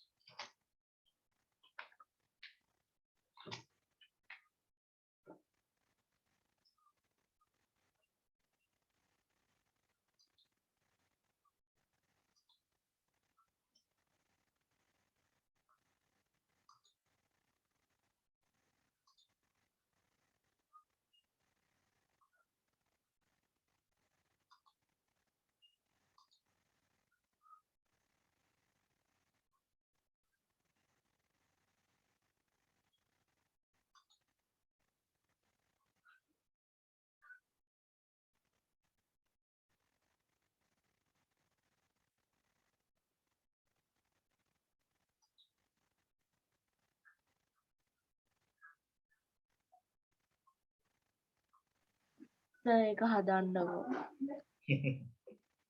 හරි. අරක ලිව්වද ඩෙල්ටා H සමාන H2 අඩු කිරීම H1 කියලා? ඔව්. දැන් ලියන්න ඩෙල්ටා H සමානයි. මම සංකේත වලින් කිව්වොත් දන්නවනේ.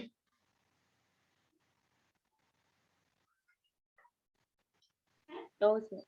හරි. අපි දැන් H2 පටන් ගන්නනේ. හරි. ප්‍රතිඵල වල ඉන්නේ මෙයා නේද? මෙයා නේද ප්‍රතිඵල වල ඉන්නේ? ඈ? ඔව් සර්. ඒක ලියන්න.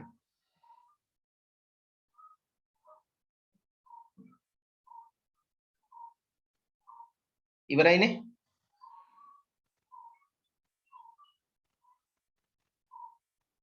ප්‍රතිඵල ඉවරයිනේ. කතා කරන්න ඕනේ. ඉතින් කතා කරන්නේ නැතුව බෑ. ඔව් සර්. දැන් අඩු කිරීම දාලා ප්‍රතික්‍රියක ලියමු.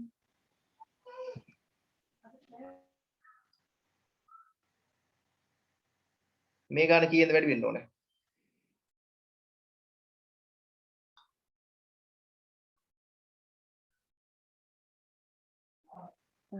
දෙකේ වරහණක් ඇතුලේ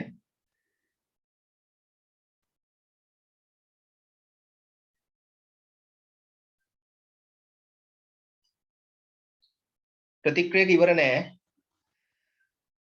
එකතු කිරීමක් දාලා මේ ගාන කීයෙන්ද වැඩි වෙන්න ඕනේ?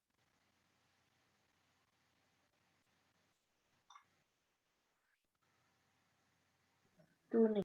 තුනේ.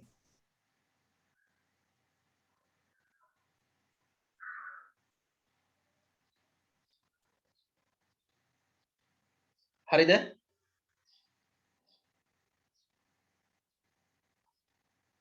හරි. හරි. මෙයාට අදාළ එන්තැල්පියක් නැති නිසා ඒක ඉතින් ලියන්න දෙයක් නැහැ. නිකන් වරහට වහන්න.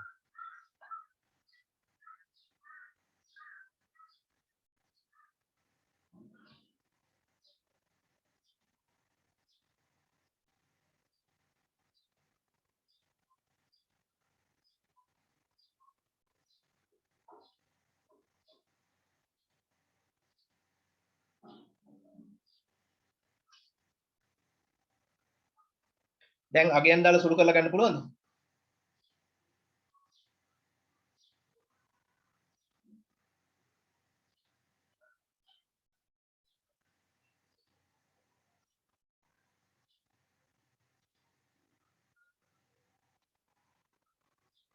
අගයන් දාලා සුළු කරලා ගන්න පුළුවන්ද?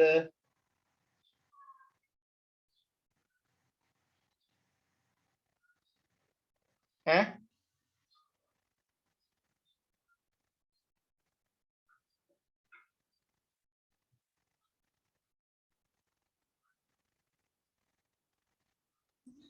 සර් ඒවයි අගයන් දාන නේද? ඔව් ඒකේ අගයන් තුනම දන්නේ.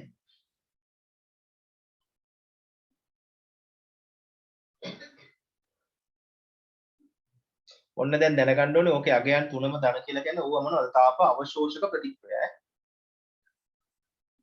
අගයන් ඍණ වුණොත් ඒවා තාප දායක ප්‍රතික්‍රියා.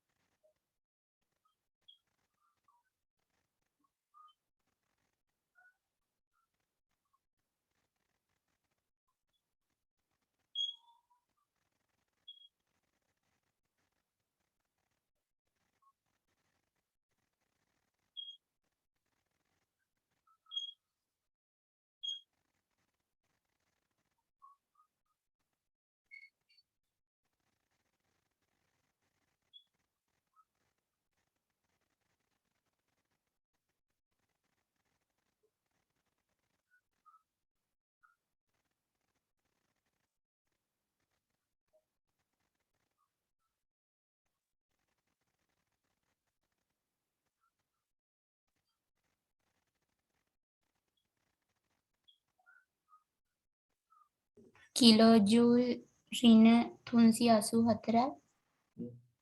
බලන්න කවුද අරයට ආවද ඔය උත්තරේ කියලා? සුරිකා.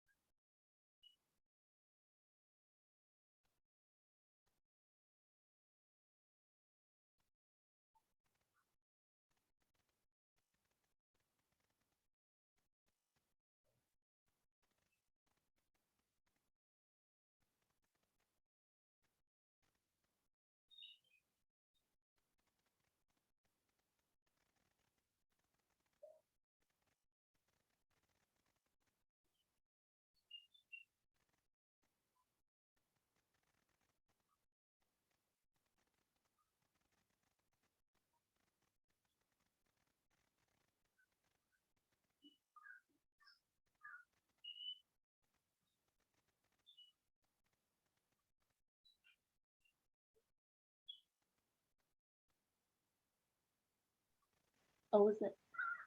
එහෙනම් හරි නේද දෙන්නගෙම?